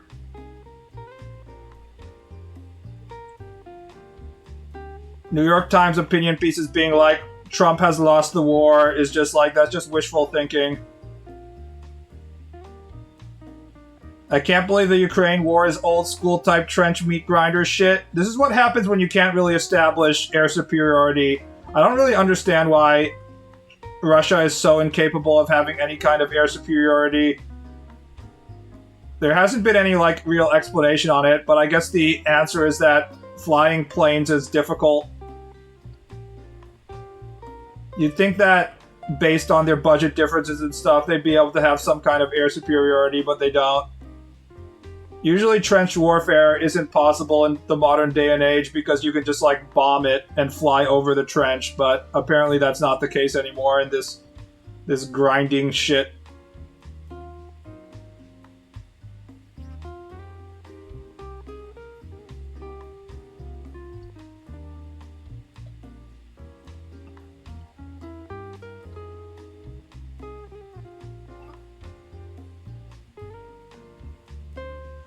$35,000 in lawsuits a month. Russian ladies are going to have to start marrying all the eligible Chinese bachelors.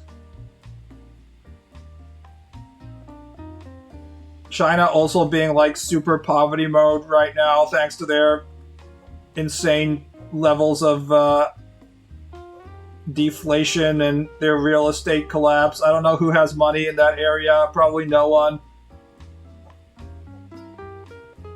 The good thing is that you don't need a lot of guys to repopulate as long as you have females still available. The bad thing is that everyone's going to be poor as fuck. Putin was losing his shit again? I mean, he probably is, yes. Dude, just give up? If he gives up, I think he's worried that it will show as weakness in terms of domestic politics, and there might be someone who try to knock him off and replace him. We automatically assume that a lot of these like dictators are just being like stubborn or stupid, but we don't really know how dangerous their ass is in terms of like the internal politics. I think a lot of the stuff that motivates the actions of a lot of these regimes is actually internal politics. Like, their number one thing they're afraid of is the people beneath them coming for their neck. Same thing for all the shit that happens in communist China. I think that's also primarily motivated by internal politics. And because all of that is like, we don't have the actual information, it's kind of hard to make any kind of real judgment calls on what's causing various things.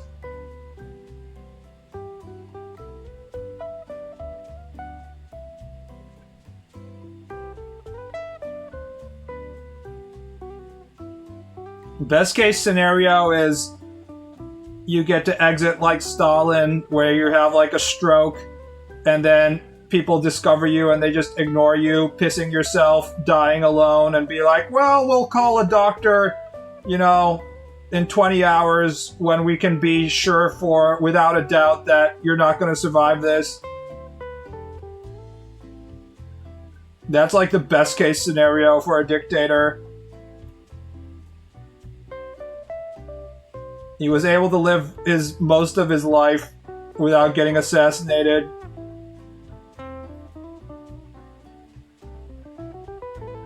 But it's much more common that you just straight up, like, the military betrays you and then your head is on a pike in the town square.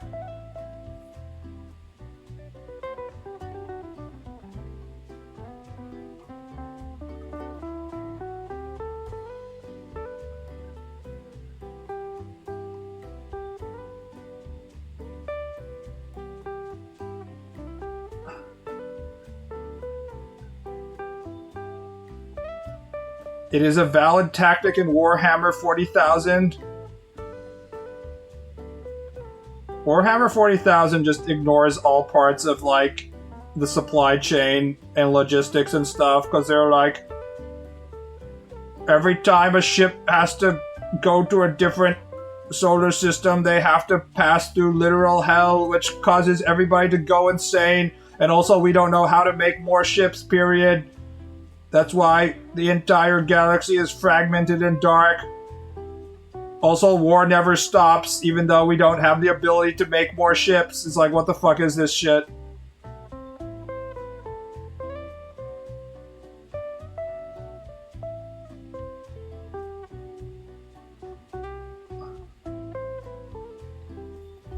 Best case scenario is the dictators are better off dead.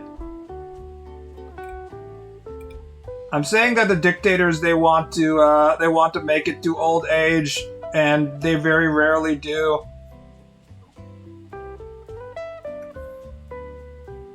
What they really want is to be able to just straight up pass it on to their children, just have a ongoing, extremely stable dictatorship, and literally only one government has been able to succeed in that, like post World War II, and that's North Korea, right? There might be another one that I don't know of, but North Korea is the only one that has had, like, multiple generational transition, hyper-stability.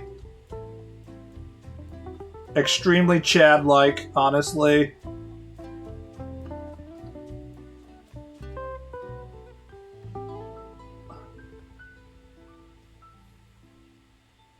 What makes a dictator? I would say unilateral political control, probably. Pretty simple.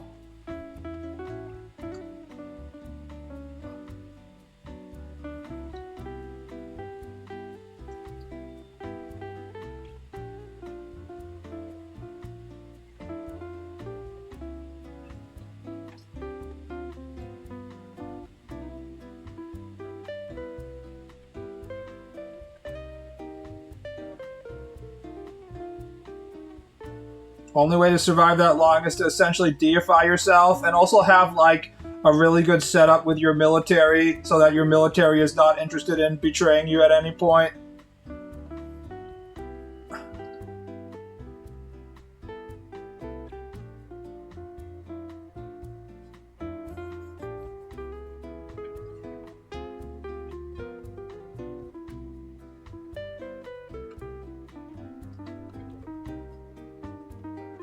You have to admit that North Korea has done a pretty good job of being like, we're not going to push the envelope too hard if we think that the United States might be interested in attacking us, for example.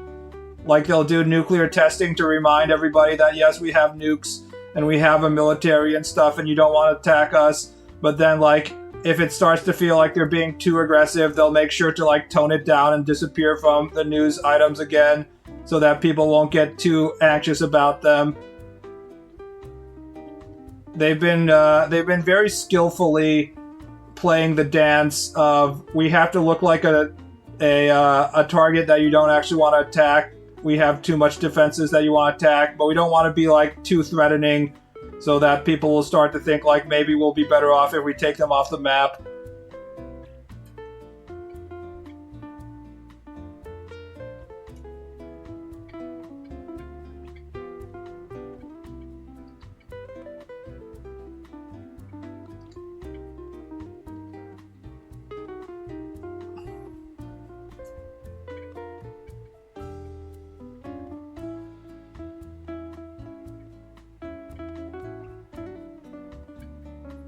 They have been very quiet since Maduro. True. Unlike Venezuela, they don't have huge oil reserves, I'm pretty sure, so that helps them a little bit.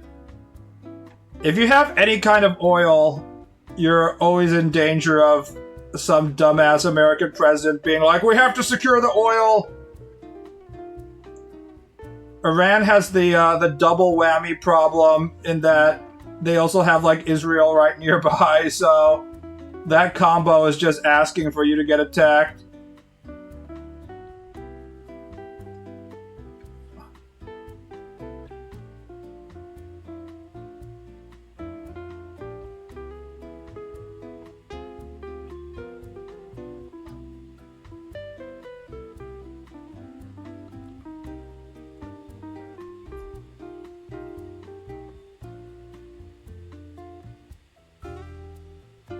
You ever see a Chihuahua bark? It's kind of like that.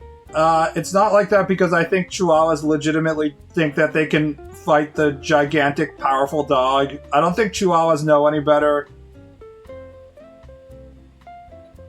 Whereas North Korea is doing it in a very calculated manner, I would say.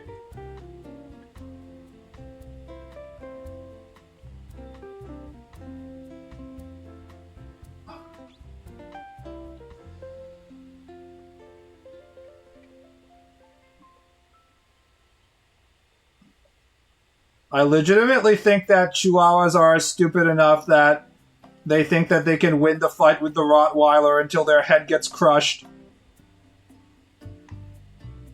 I hate small dogs at this point. At least the Japanese small dogs are not as yippy as the American ones. They're all relatively well trained. This is one of the biggest differences if you're just a jogger in Japan versus a jogger in America, is how obnoxious the dogs are.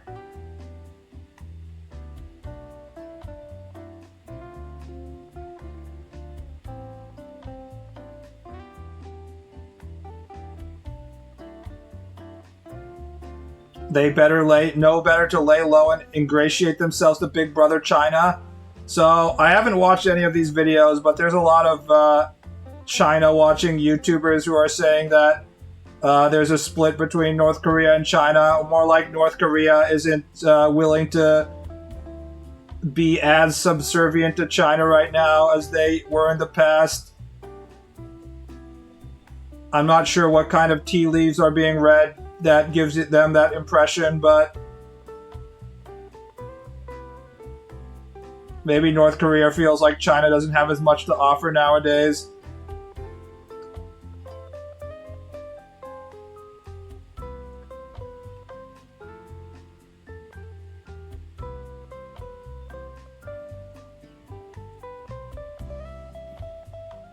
I forgot you dislike small dogs a lot. I'd be fine if they were just, like, chill. But the chill small dog is pretty rare. I generally don't like hyperactive, excitable animals as a whole. I like chill, large animals.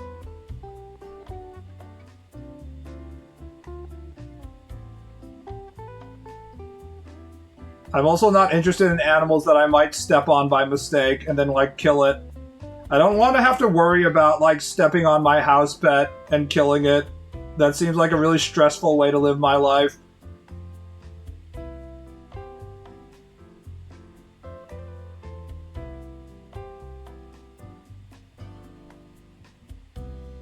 I am very interested in seeing how Russo-Ukraine war ends only a matter of time.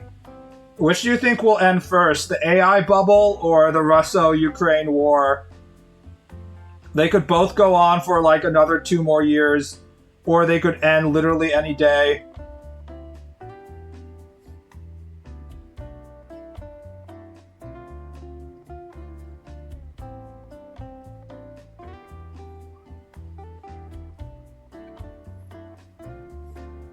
AI bubble?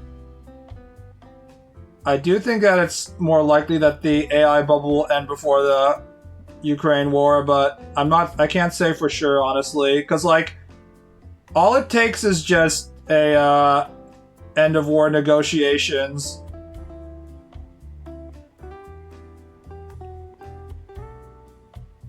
Whereas the AI bubble has to require a lot of people who have invested a lot of money in this thing to be like, yes, I'm going to lose my money. They have to come to terms with that.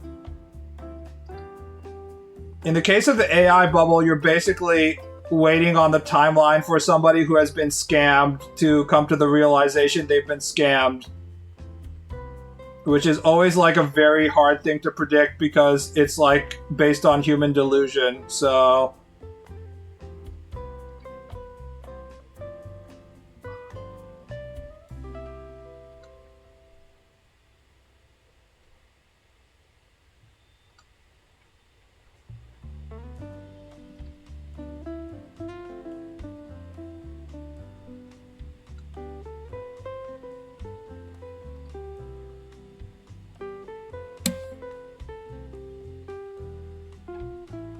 How many wars are we going on now? To be fair, we've always had lots of wars going on. We just ignore the ones that happen in, like, Africa and stuff.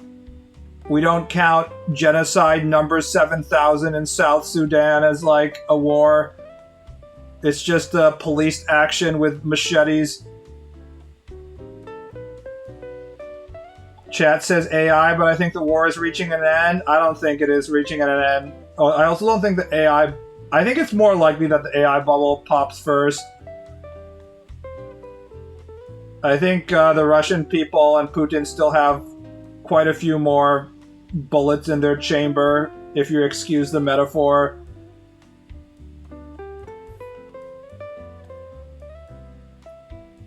It's just that Putin can end it like literally any day if he chooses to get to the diplomacy stage.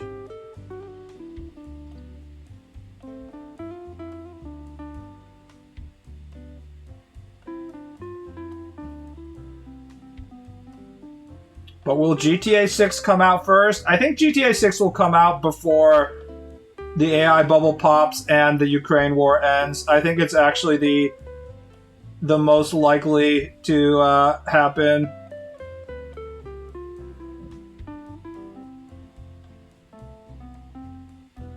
As much as we meme about it forever, I don't think it will be delayed forever. At some point it will come out, is my guess.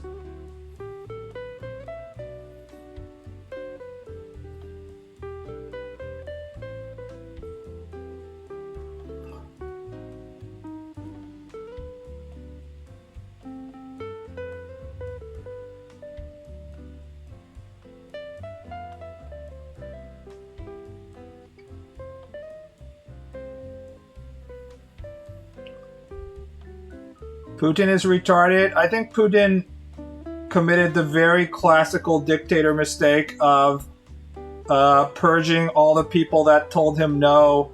So when he actually needed objective information on, say, the possibility of Ukrainians not wanting him to invade their country and not welcoming him with open arms, he got the incorrect military intelligence. Which is a very, very common dictator problem.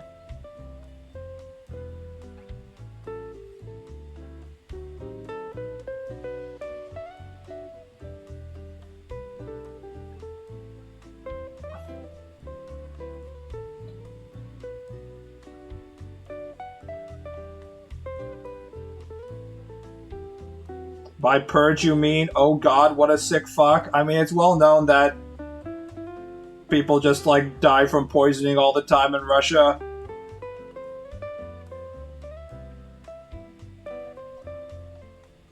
It's just standard dictatorship practices, as if you don't like a person and what they tell you, you get rid of them. Either, like, firing them or just, like, straight up killing them. That's just standard practices right there. Falling out of windows, yes, that's what they do to the journalists, primarily.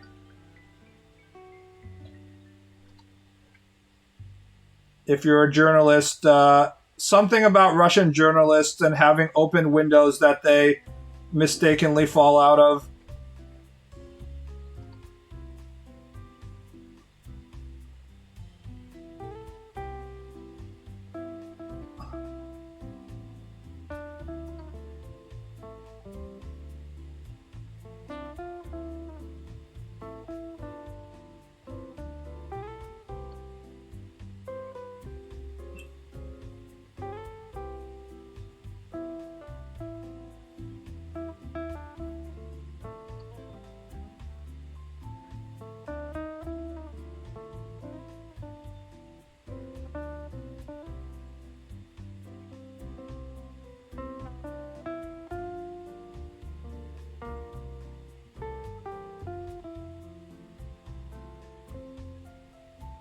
If this was an anime, the thing is, if you got thrown out of a window, or more likely thrown off the top of the school, there's always somebody to jump off the school and like catch you mid-air and then like break the fall by activating his double jump ability or something.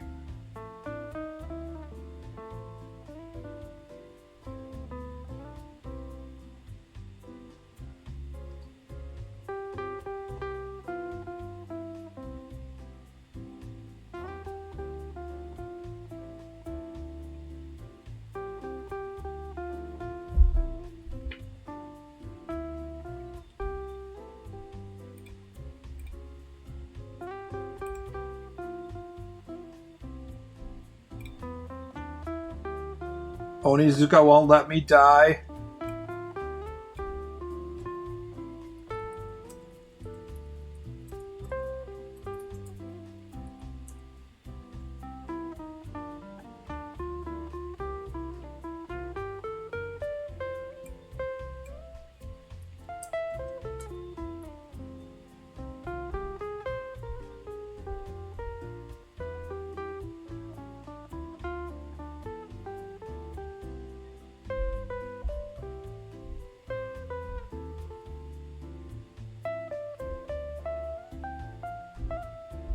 I'm trying to remember that one clip in an anime. I can't remember which specific one it was, where you're watching the woman fall slow motion and splatter on the pavement head first, but I can't remember what it was. Damn it.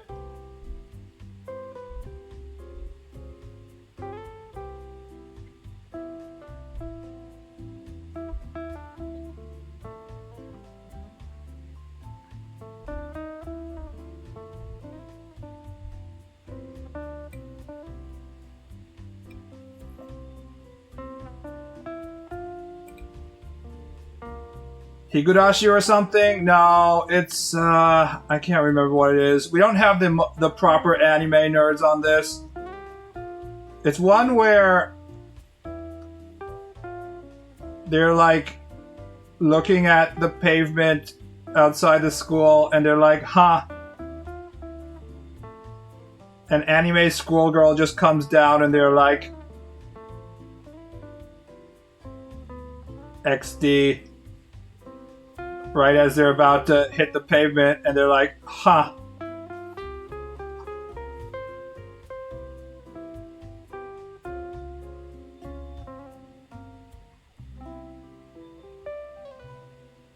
Russians don't have double jump, they have bear transformation. I can't wait for the Baldur's Gate 3 style sex scenes. To quote 4chan, if having sex with a human who has transformed into a bear is not bestiality, having sex with a human who has transformed into a child is not pedophilia. Apparently this was a very controversial opinion that 4chan was reposting as like a got you moment, but I don't see how it's controversial.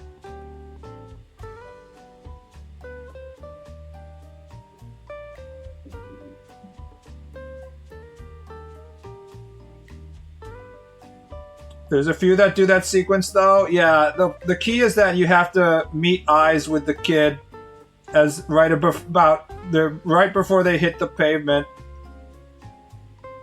The big problem with committing suicide by jumping off high objects is that there might be someone below you that you hit on the way down, and then like you're ruining someone's day or life, or ending their life if you hit them straight on.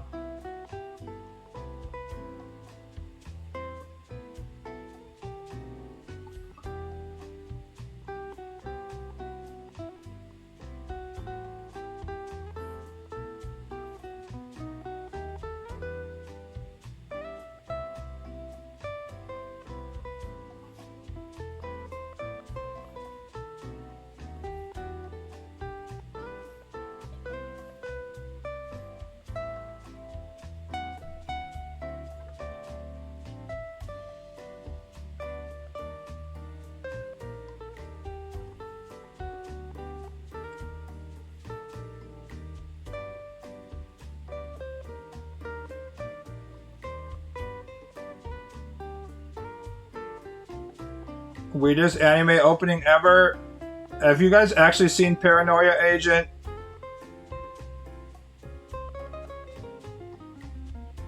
I glaze Satoshi Kon a lot, but he does have like a very consistent theme.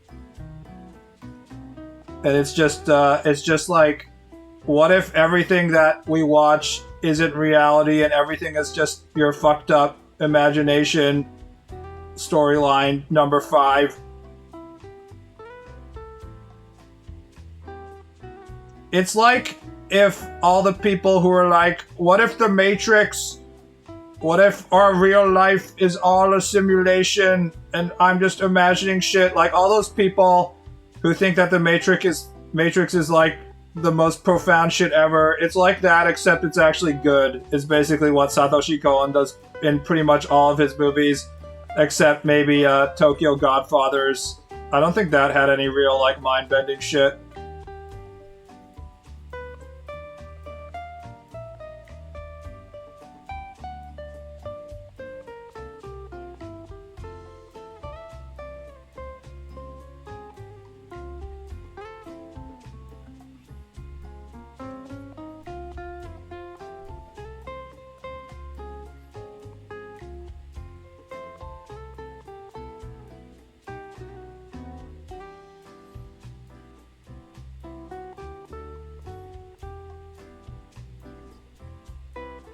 TLDR, reality collapsed because a woman doesn't want to acknowledge her actions killed her childhood dog. Once again, Satoshi Kon pointing out that women are awful. The end. We have once again learned the truth. But yeah, all of it is about people's delusions and stuff.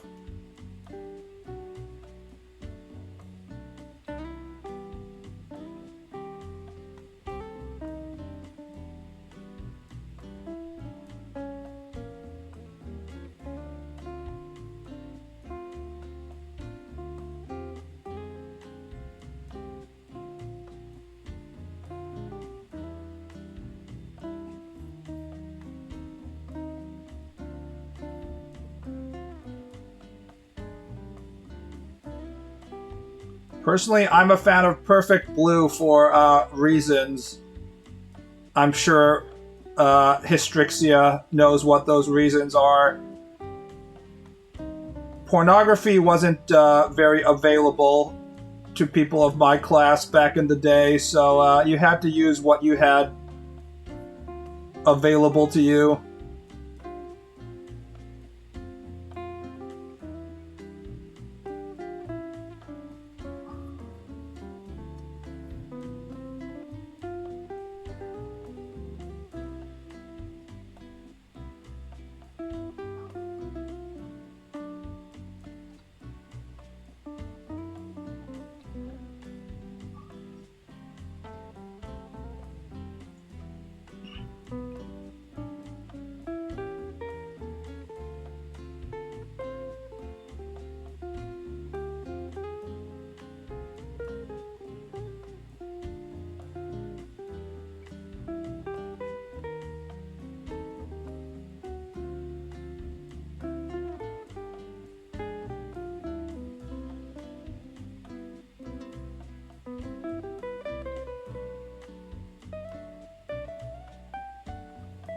Actually, I don't remember most of the Paranoid Agent episodes, now that I think about it.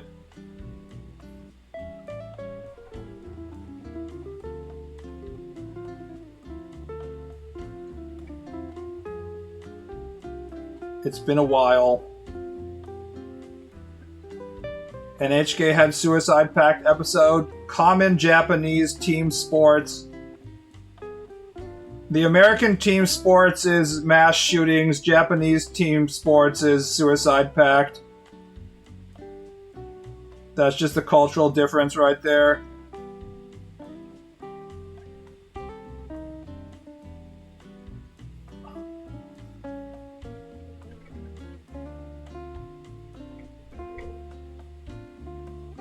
Women shouldn't conjure up reality-destroying murder monsters because they don't want to accept their dog died and it's their fault, though. Nah. You keep on slaying, Queen. Keep on destroying reality so that you don't have to deal with your psychological issues. This is a female positive stream.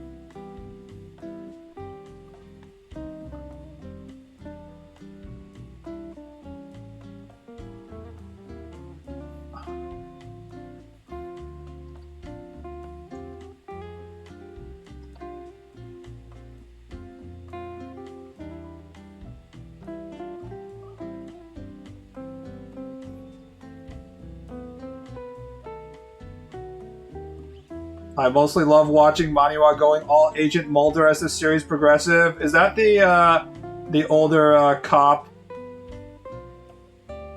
Every Japanese anime and TV show must have like an older cop who doesn't understand what's going on, but he's going to get to the bottom of this case, and he's not going to deal with all this stupid bullshit of like aliens or, you know, demons and shit like that. He's going to do it by the book, you hear me?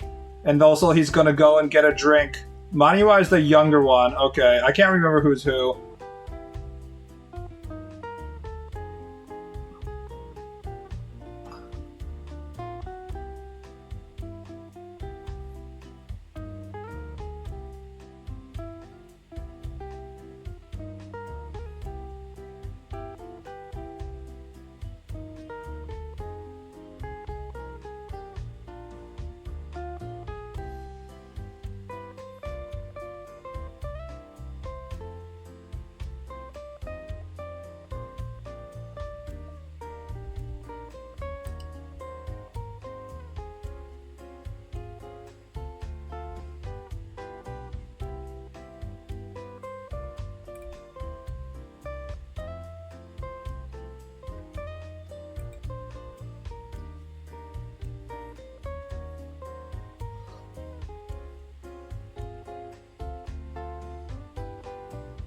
I generally don't rewatch Satoshi Kon stuff primarily because it's too depressing that he's dead.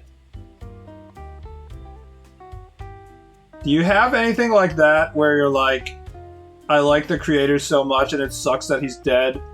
Miura is not one of those things for me, ironically. I still read Berserk.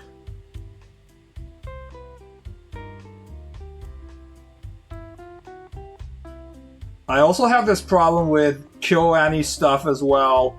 Like I can often find myself getting depressed when I realize that like most of the animators that made this shit are dead because they got murdered by Schizo with the fire.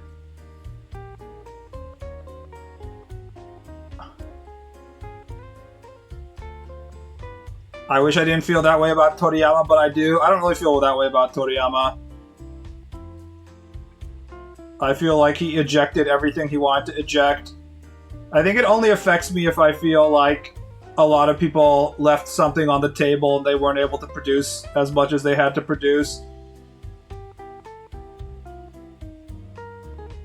I feel like Toriyama already had produced everything he wanted to produce by being forced to do like an extra 8 years of Dragon Ball, and then he got to do like 1 or 2 volumes of things that he actually wanted to make, and he was still doing character design until his old age, so it doesn't really bother me.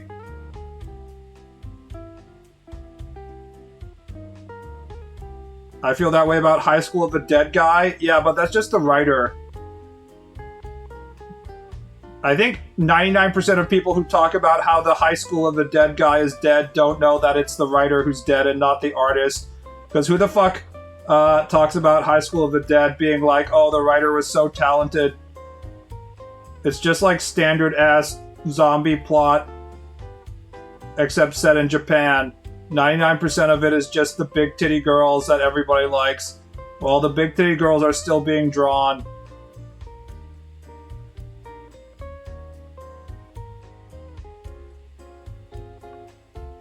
You might be sad that High School of the Dead, the series itself, has stopped, but it's not like the primary reason why people are consuming it is over.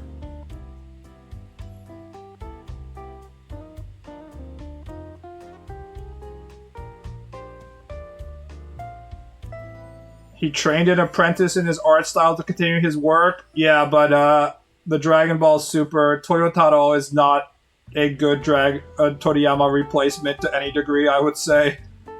I feel like Toriyama is the hardest in terms of to replicate. It's extremely difficult to replicate Toriyama.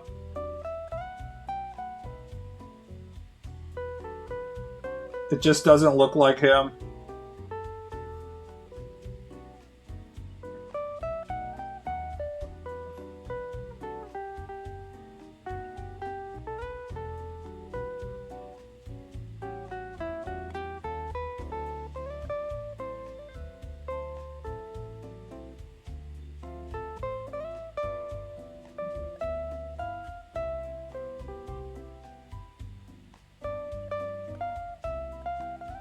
That fucker retcon Frieza. Well, the good thing about Dragon Ball is the original creator doesn't give a fuck about what you do in terms of bringing back characters to life or killing them again or making them good guys when they shouldn't become good guys. Blah, blah, blah.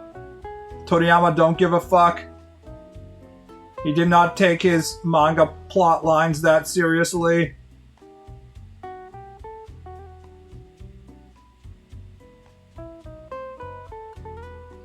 Toriyama is not like, no, Toyotaro, you have destroyed my legacy.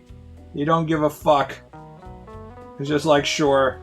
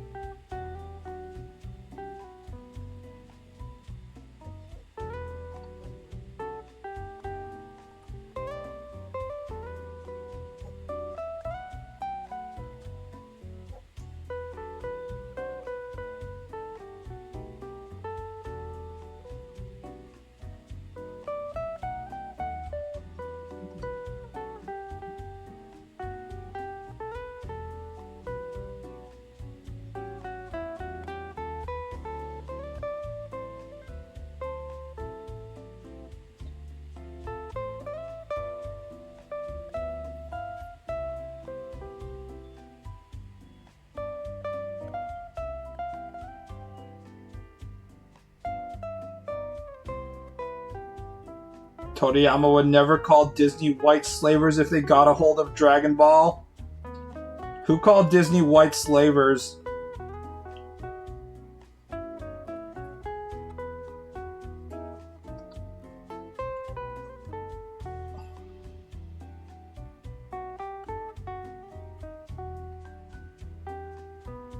Bulma in a bunny outfit keeps me up at night. Oh, George Lucas. Yeah, George Lucas, unlike Toriyama, who earned every penny, George Lucas kind of got lucky in terms of the people around him.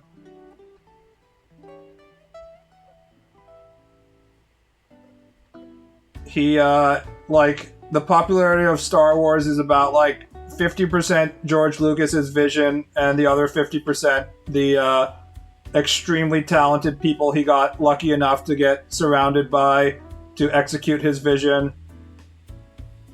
So, it's not that weird when George Lucas says something that is, like, shows that he isn't, like, you know, the smartest tool in the tool shed.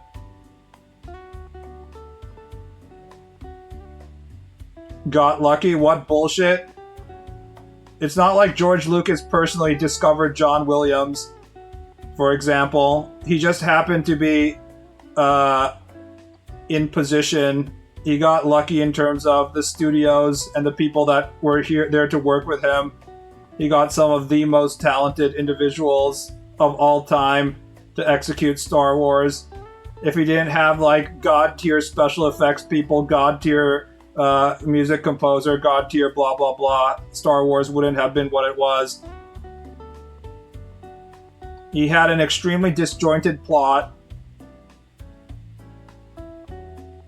that, while it's good in that it respects the fundamental magic of the myth stuff that he likes talking about, it's not like inherently an amazing thing.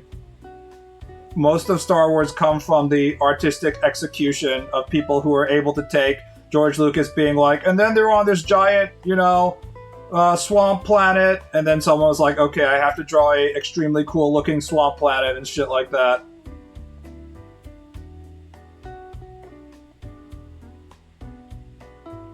A lot of the reason why Star Wars was good was because it had state-of-the-art space filming technology that made starships and stuff look awesome in a time in which, when you watch like Star Trek, it looked like the ships were traveling through space without any real like momentum and stuff. So then someone had to like figure out how to film that, right? And all of that was like new technology at the time, and it blew people's fucking minds. Now, I don't know if George Lucas was the one who came up with, like, say, the Star Destroyer start at the beginning of episode 4, like the mind-blowing shot. It's an amazing shot, and if George Lucas was the one who thought up of it himself, then, like, a lot of credit to him, which is why I give him, like, a solid 50%. But then you still have to have a bunch of people to come in and be like, okay, Mr. Lucas, I know how you can do this shot. We have to put the crane over here, and we have to build this gigantic Star Destroyer model that will take us like 5 weeks to make it. And then we have to move the camera like this. So it's not like he did all of that stuff. He had John Williams, he had Frank Oz for the puppetry, and all these other people who I can't think off the top of my head, but he was extremely blessed by having some of the most talented people of all time attached to Star Wars. I don't know if it was because of the studio or what, but it was very much a group endeavor. And then as you got to see George Lucas have more and more creative control, also a lot of people probably fixed the scripts for the original trilogy, which is why they probably have better dialogue and stuff than what we get in the prequels. And I don't want to hear people being like, no, the prequel dialogue is fire. It's not. It's pretty fucking bad. Also, he had some of the best actors of all time. Don't forget that. Harrison Ford, literally one of the greatest leading men ever in Hollywood. Many women will say there has never been a man more fuckable than Harrison Ford. So yeah, he got lucky on a lot of shit. Which is why I give him about 50%.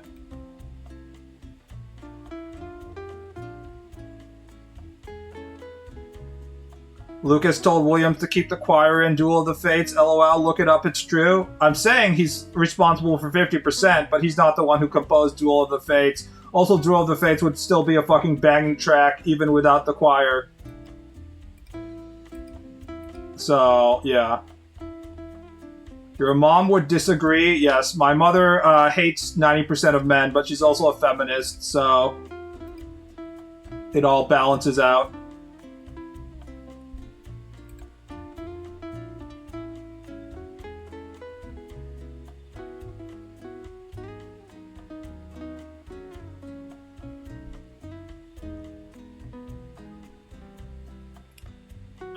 It's not just luck. Again, Lucas had 3 hits: American Graffiti, Star Wars, Indiana Jones. He's not some bumbling lucky guy. He's a talented lucky guy. George Lucas movies. Let's talk about the movies that weren't the hits, however. THX 1138, pretty good. American Graffiti, pretty good. Star Wars, pretty good. Most of the stuff where he's executive... I'm not giving him any fucking credit for Kagemusha, that's for sure. He wasn't even the director in Empire Strikes Back. Interesting. Raiders. See, again, we're giving him a lot of credit, even though he was the producer for some of the stuff. And producer don't really mean that much.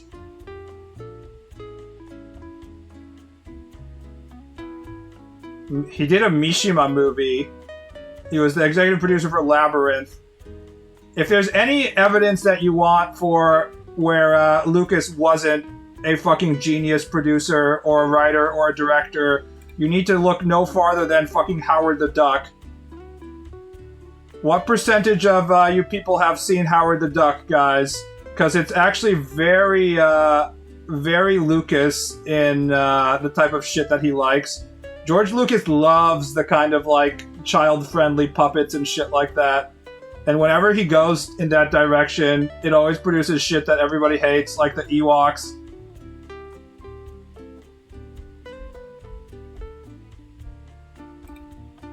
Howard the Duck trailer. I have seen Howard the Duck, by the way.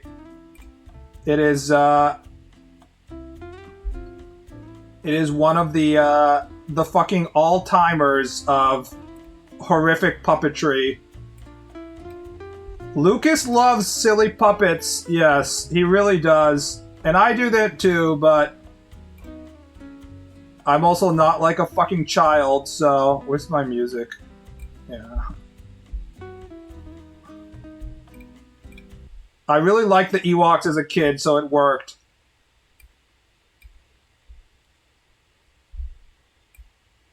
And now that's some 80s air right there. He's the most exciting individual I've ever met. He isn't into the whole macho thing, but he knows who he is and what he wants.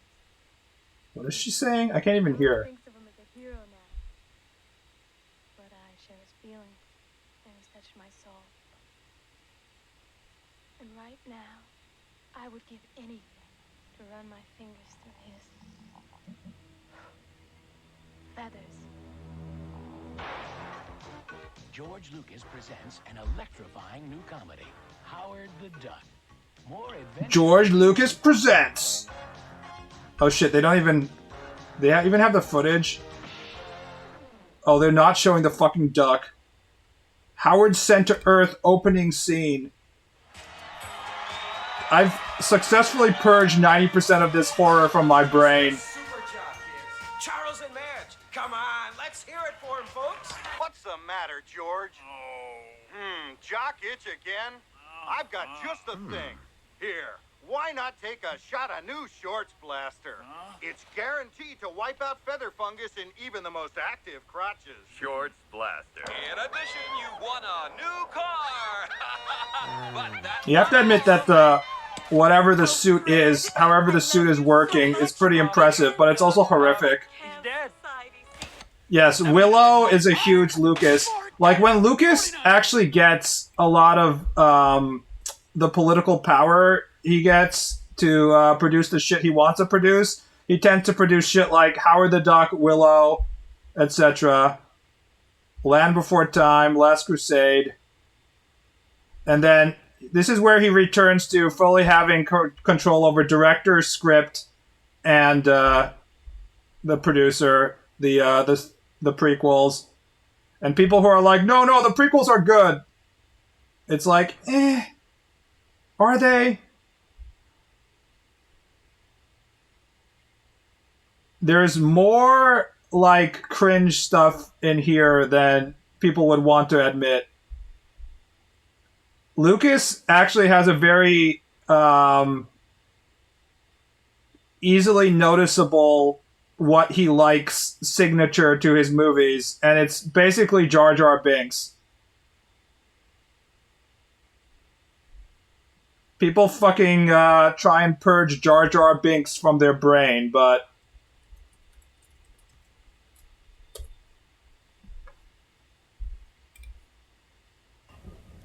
General Grievous, you're shorter than I expected. Easy, R2. 5,000. Hold on. This whole operation was your idea. All because of your training. I don't care if they know we're married. You're trembling. What's going on? That's wonderful. So beautiful. So beautiful. No, it's because I'm so in love with you. What do you mean? Me? A master? I'm overwhelmed, sir. What? How can you do this? This is outrageous. It's unfair. How can you be on the council and not be a master? The Chancellor is not... See, now I have to watch Darth Plagueis the Wise scene. Did you ever hear the tragedy of Darth Plagueis the Wise? No. I thought not. It's not a story the Jedi would tell you. It's a Sith legend. It's a Sith legend. Darth Plagueis was a dark lord of the Sith, so powerful and so wise, he could use the Force to influence the This shit is at 2 volume, bro. It really is. People always complain when the volume is too high. He had such a knowledge of the dark side, he could even keep the ones he cared about from dying. He could actually save people from death.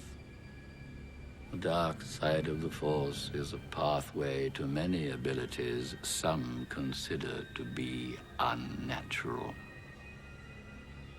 What happened to him? Unnatural. He became so powerful. The only thing he was afraid of was losing his power, which eventually, of course, he did.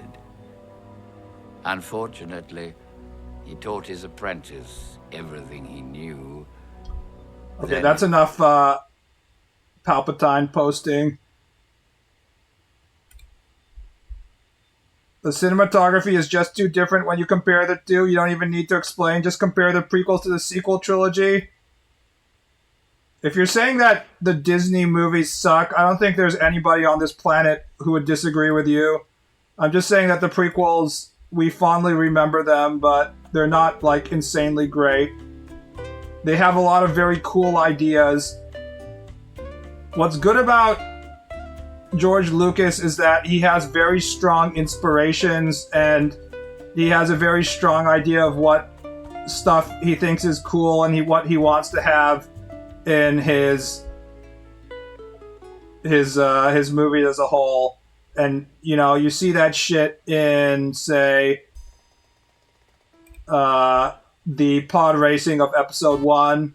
You know, he has a very clear inspiration based on his childhood of growing up and racing hot rods in the desert and stuff like that. Like, he knows what he likes. And really, that's like the most important thing about being a creator. But I wouldn't say that he's like a lot of the stuff that pushed Star Wars over the top were shit that was out of his control, which isn't something that you could say for, like, say, Kubrick, who made sure that, like, literally every aspect of the movie was to his liking and stuff like that, or Toriyama, in which nobody gave a shit about the plot and they just like looking at Toriyama's drawings and stuff like that. Like, Toriyama got a lot of input from his editors on the plot, like, do this, do that, and when he stopped getting editor input, he would just draw old guys, and they'd be like, stop drawing old guys, and he'd be like, fine. But the thing is that even the shit that Toriyama made where he didn't have an editor is still good, because so much of, like, Dragon Ball is just you enjoying looking at Toriyama's artwork. But it's hard to talk about George Lucas's successes without also counting in all the other shit by, like, some of the all-time greatest composers and stuff like that, so...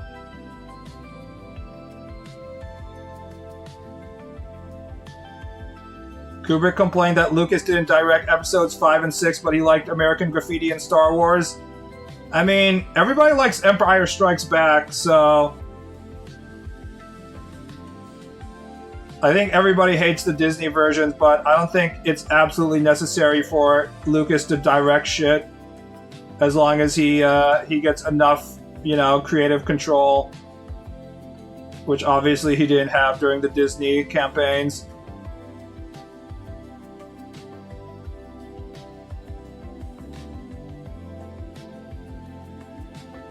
I was apprehensive the moment Disney got their hands on it. Me being like, it's probably fine. I'm sure Disney can manage this extremely popular property.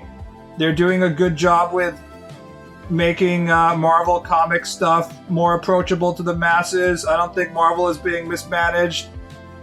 That was like one of my all-time incorrect takes.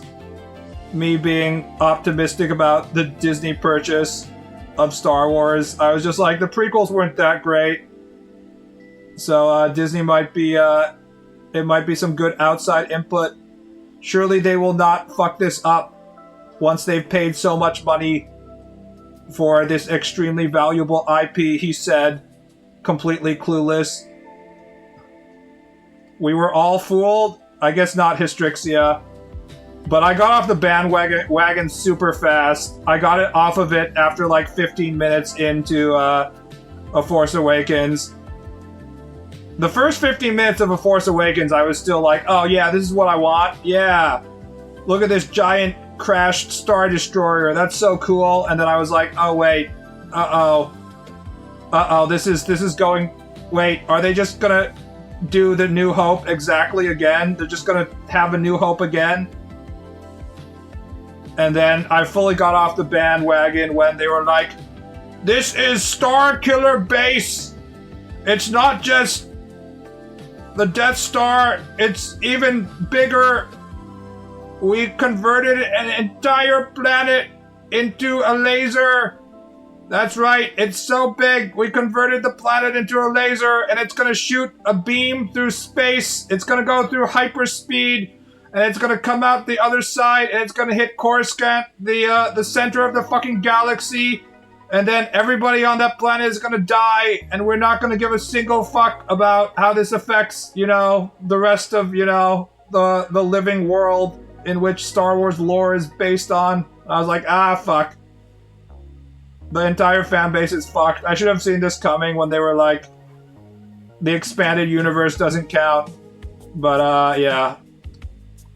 I didn't watch the movies after that, and I probably never will.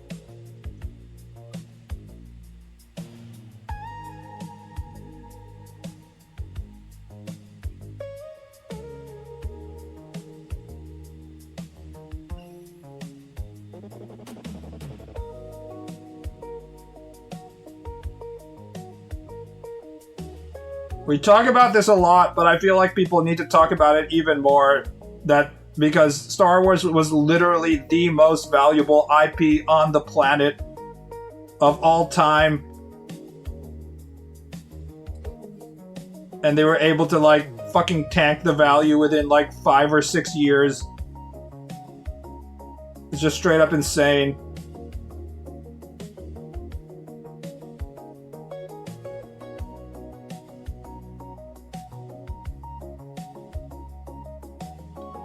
Easily the most mismanaged thing, most mismanaged IP of all time, by far. I think it's safe to say. Nothing even compares.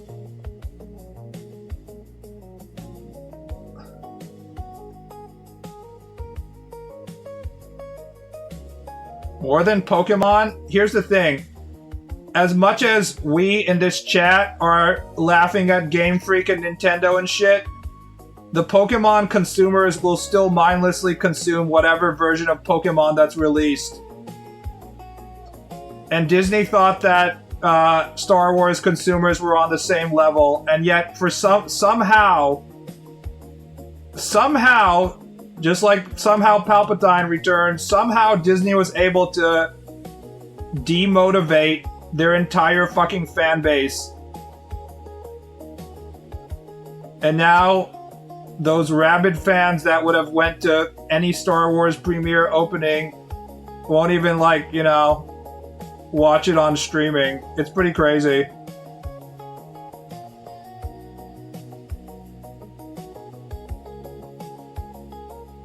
Pokemon scalpers are a proof of how insanely loyal that fan base is. To be fair, half of those people think that they can make like all of their money back by reselling their cards, and it also has like a gambling component.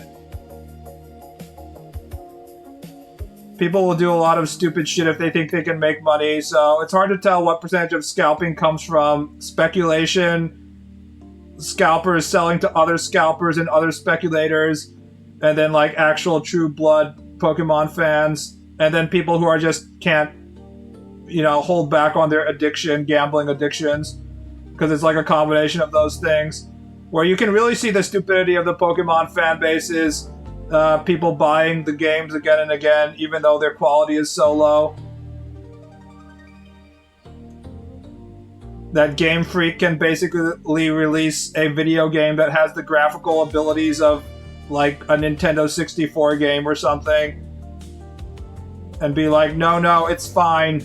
You don't understand. Literally the most financially valuable IP on the planet. They're a small indie company. They can't be bothered to make sure that their franchise has no bugs on release. You can't ask too much of them. This is the average Pokemon drone mentality.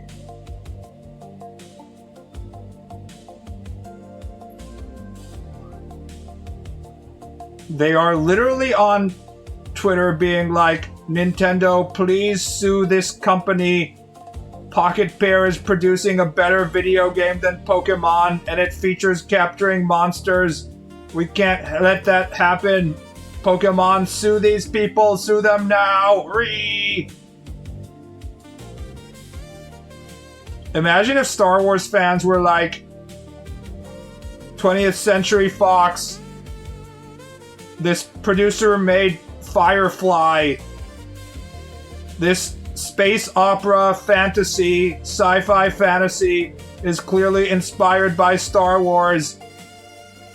This is making me so angry that I'm getting a better product than the horse shit you've been producing. You have to sue them now and make them stop.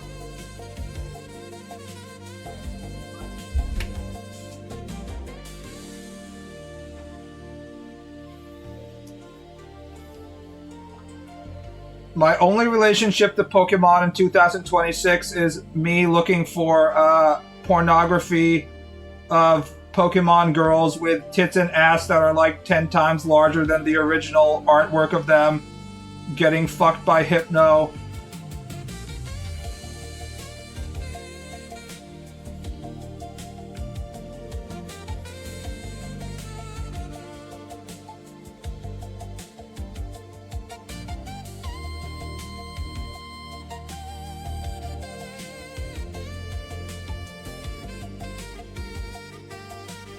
Cynthia Oneshota, gigantic tits, young boy.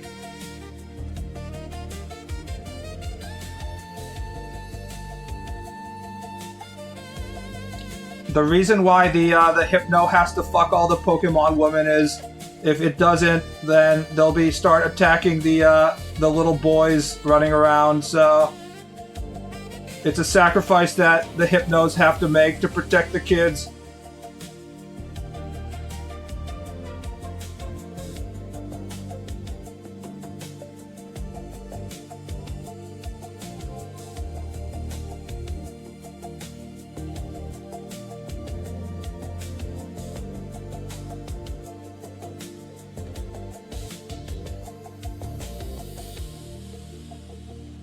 You forgot the Machamp, mating press and or full Nelson sex.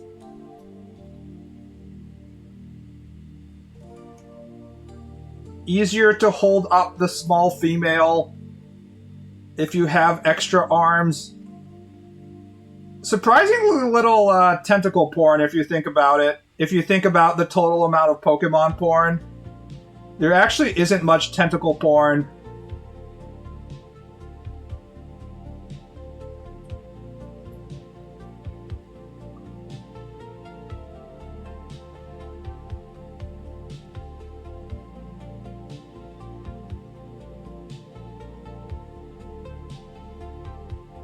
Who is this Monopoly guy supposed to be exactly? Just some random old man? Hashtag just dwarf things. Tentacle porn is unk shit, to be honest. You take that back. Tentacle porn has universal appeal and it will never be out of style. I refuse to believe that tentacle porn is outdated and something from my my previous hentai experiences back in the day of Bible Black.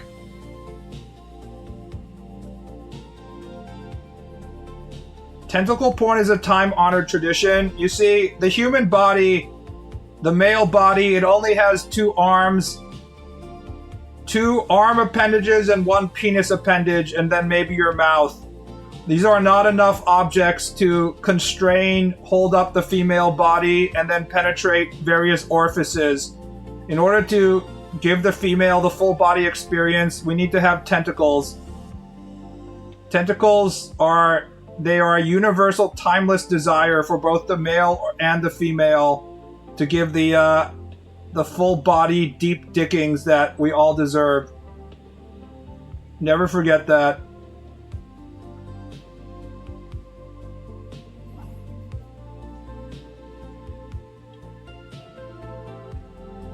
Do you think I could get away with posting the image of the fisherman's wife on this stream? I'm pretty sure Twitch would not be happy, but it's classic art, guys. We need to remind people.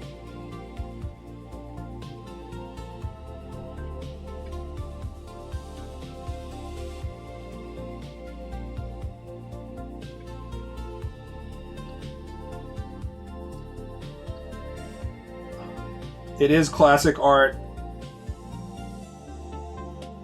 Just like all of my classic European art of various centaurs grabbing women and dragging them away, the implication being implicated.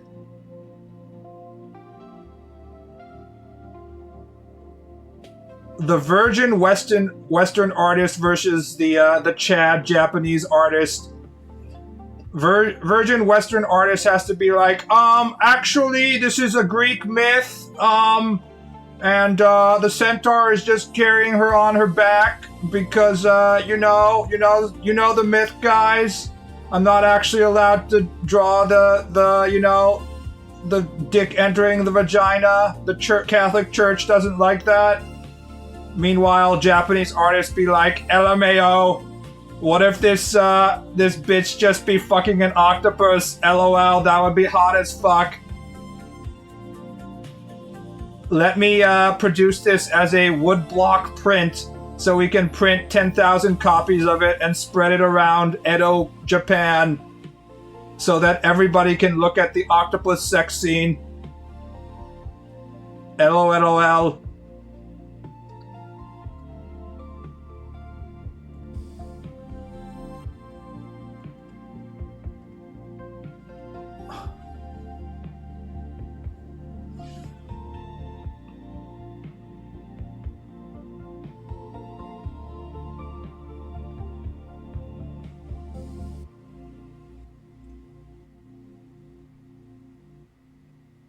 Edo version of Playboy centerfolds? Yes.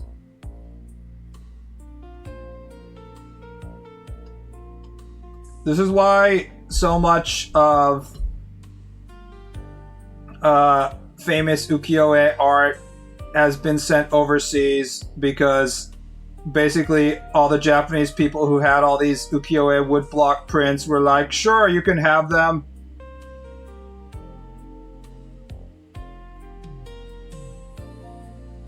In their mind, it was just like posters.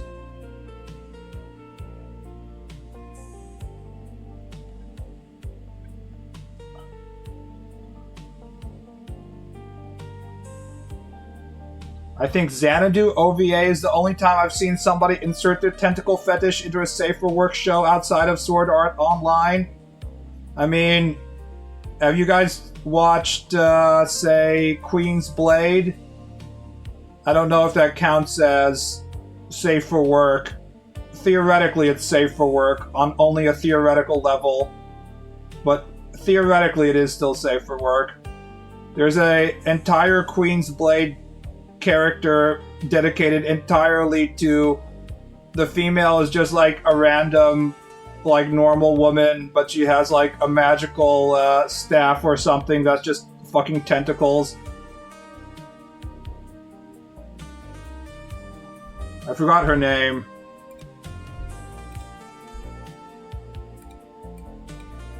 I can't search this on stream because too much porn will show up. Queen's Blade.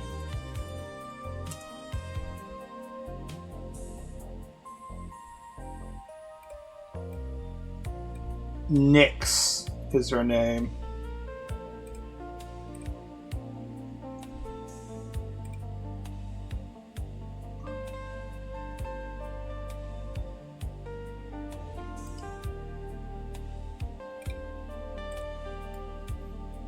Her special power is that she has a staff that constantly ties her up with tentacles and teases her nipples and stuff.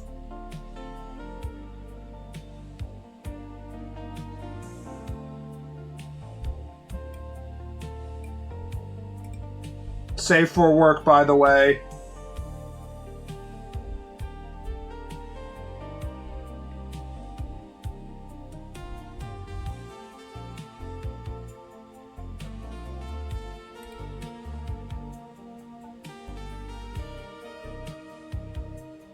Alright, Uncle, you have convinced me. I was going to draw Emma Frost right now, but now I will draw Emma Frost getting tentacled. You won. Also, these drinks need to be way larger if we're gonna be giving drinks to a fucking dwarf.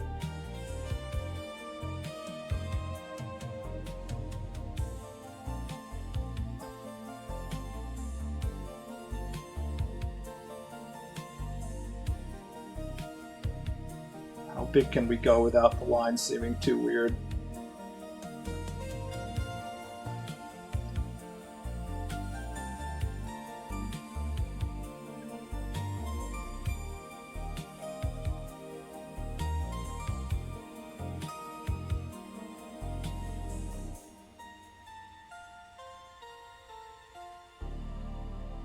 There's a lot of sexual harassment that we were able to avoid by having octopus be limited to the ocean. Imagine what would have happened if women had access to octopus on land. These intelligent creatures with sensitive tentacles. The amount of women on octopus violence would just be out of control. Also, dolphins and stuff. Luckily, those are also limited to the ocean.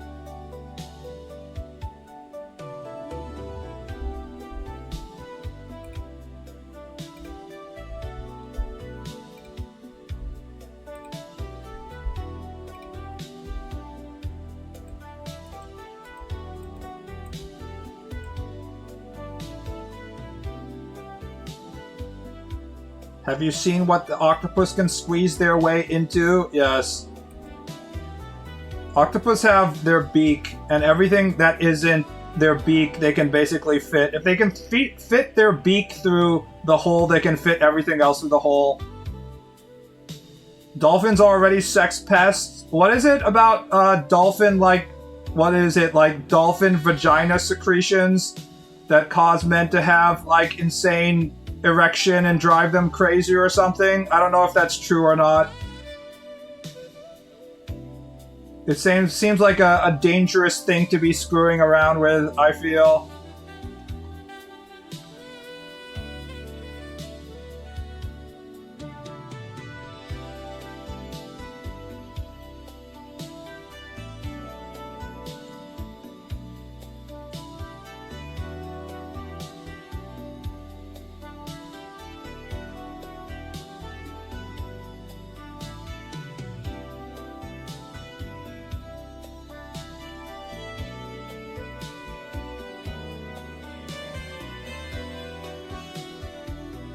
Dolphins we can leave out of it.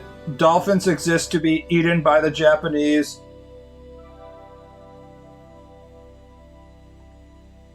Delicious source of food.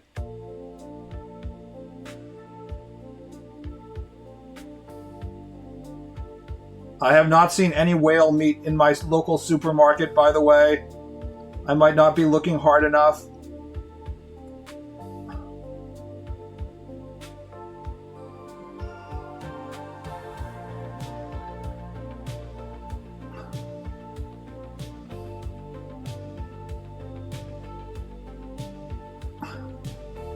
Is that why the original kanji means sea pig? Probably. Tasty whale bacon, tasty dolphin bacon.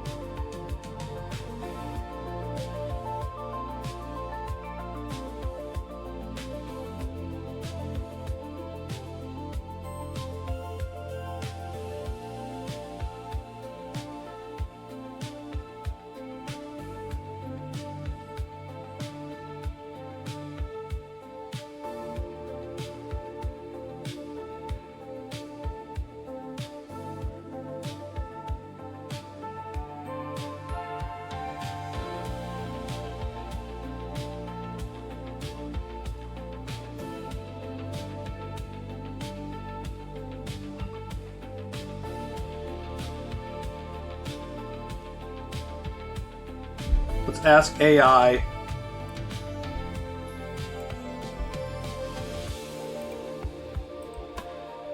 Are dolphin rape caves real? Question mark.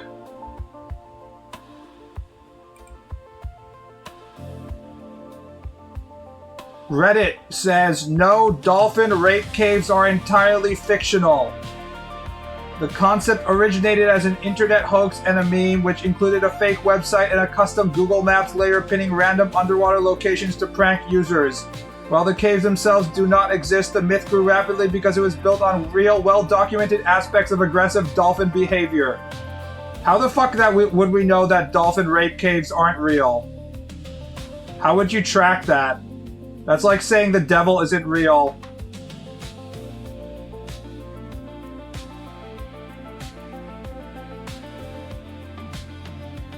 According to Reddit, sexual coercion. Marine biologists have documented that male bottlenose dolphins form quote-unquote alliances to isolate, herd, and aggressively mate with females.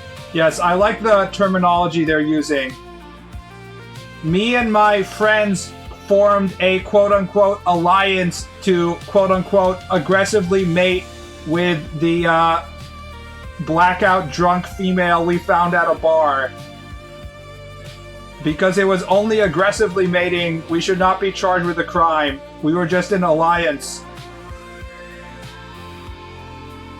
Tabloid news outlets frequently sensationalize these studies using human terms like gang rape to describe animal mating habits. That's right, guys. It's not gang rape if it's a very cute porpoise or dolphin. Applying human moral concepts like rape to wildlife is scientifically inaccurate. Animals act on instinct and evolutionary reproductive strategies completely outside the human understanding of consent. LOLOL.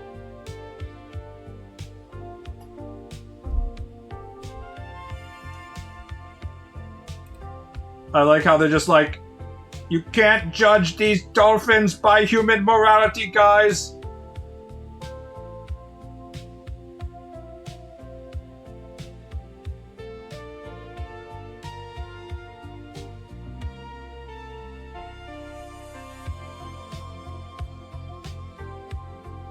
By the way, I was browsing Twitter yesterday, already a mistake, I know, and there was like some Japanese Twitter post talking about how invasive species of praying mantis, like Chinese praying mantises that are like twice the size of Japanese praying mantises, were showing up as an invasive species, and they would mate aggressively with Japanese praying mantises, and their massive invasive species cocks would hurt the female praying mantises and sometimes kill them.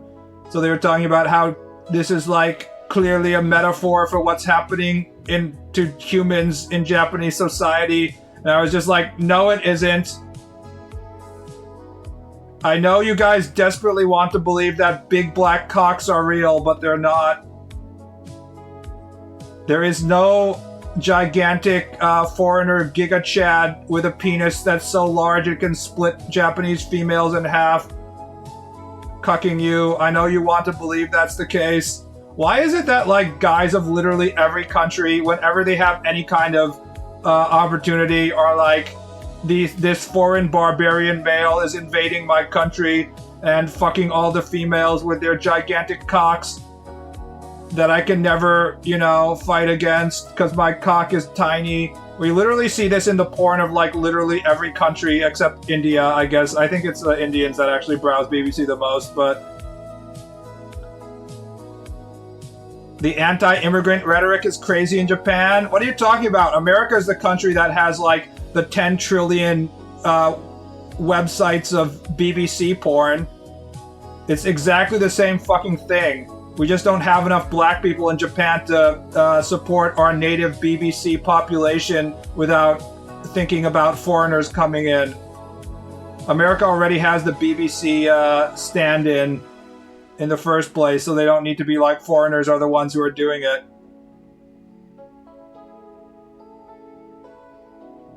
Because it's a foreign male and therefore a threat to their mating opportunities, guys really are like spending all day in front of their computer thinking about how tiny and pathetic their cock is and how all the women that normally would be having sex with them would be are now fucking big black cock Chad, and they will never mate, and then this makes them feel depressed and gives them like a huge erection.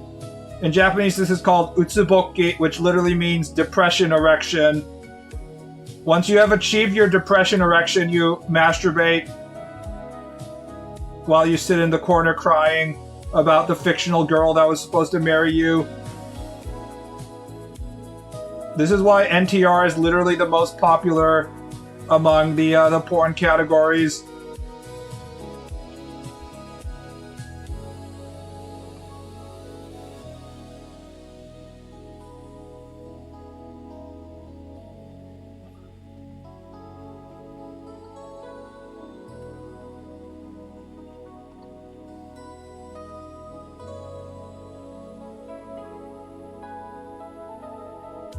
Hate masturbation is a hell of a drug? Yes. And self-hate is one of the more powerful versions of it. Personally, I like misogyny-based female hate instead of self-hate, because being on the autism spectrum, I like myself much more than others, but the self-hate is also acceptable, I guess. I have never done any kind of self-hate masturbation. I like myself too much.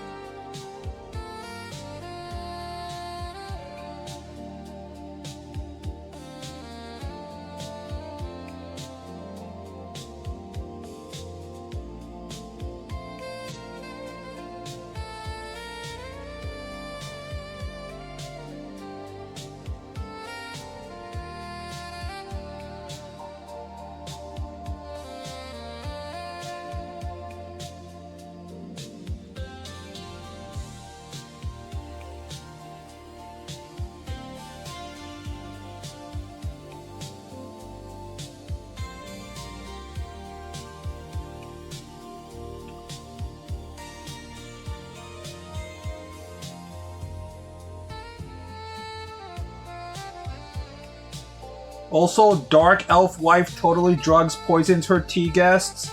I imagine it's a pretty frequent occurrence, and it's like, honey, what did I say about not poisoning the guests regularly? And she's like, oh, but I got a new poison, I just had to try it out. And then the dwarf husband is like, oh, you're such a cad.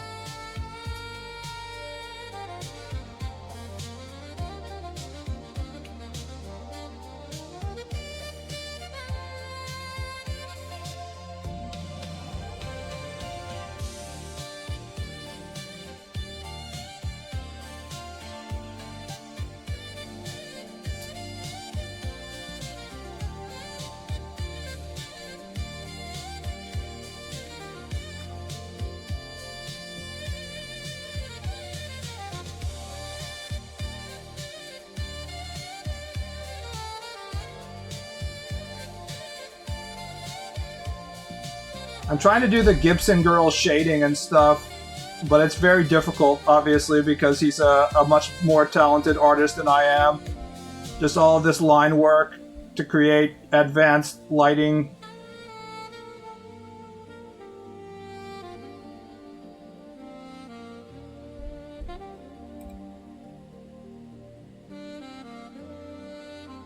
So much of Gibson drawing is like, he'll draw like one attractive female, and then there's all these ugly hags who are looking at her being like, I am jealous.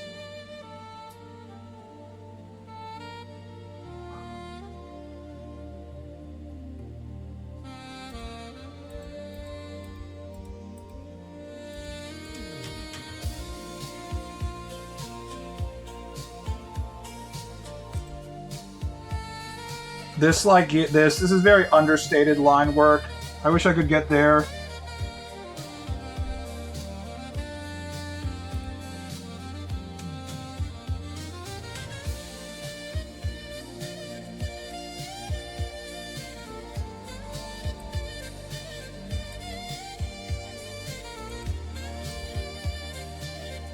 Another thing I've noticed is that Toriyama Akira has a shit ton of line work, but you don't really notice it because we're so used to thinking of Toriyama Akira as like relatively simple cartoonish drawings.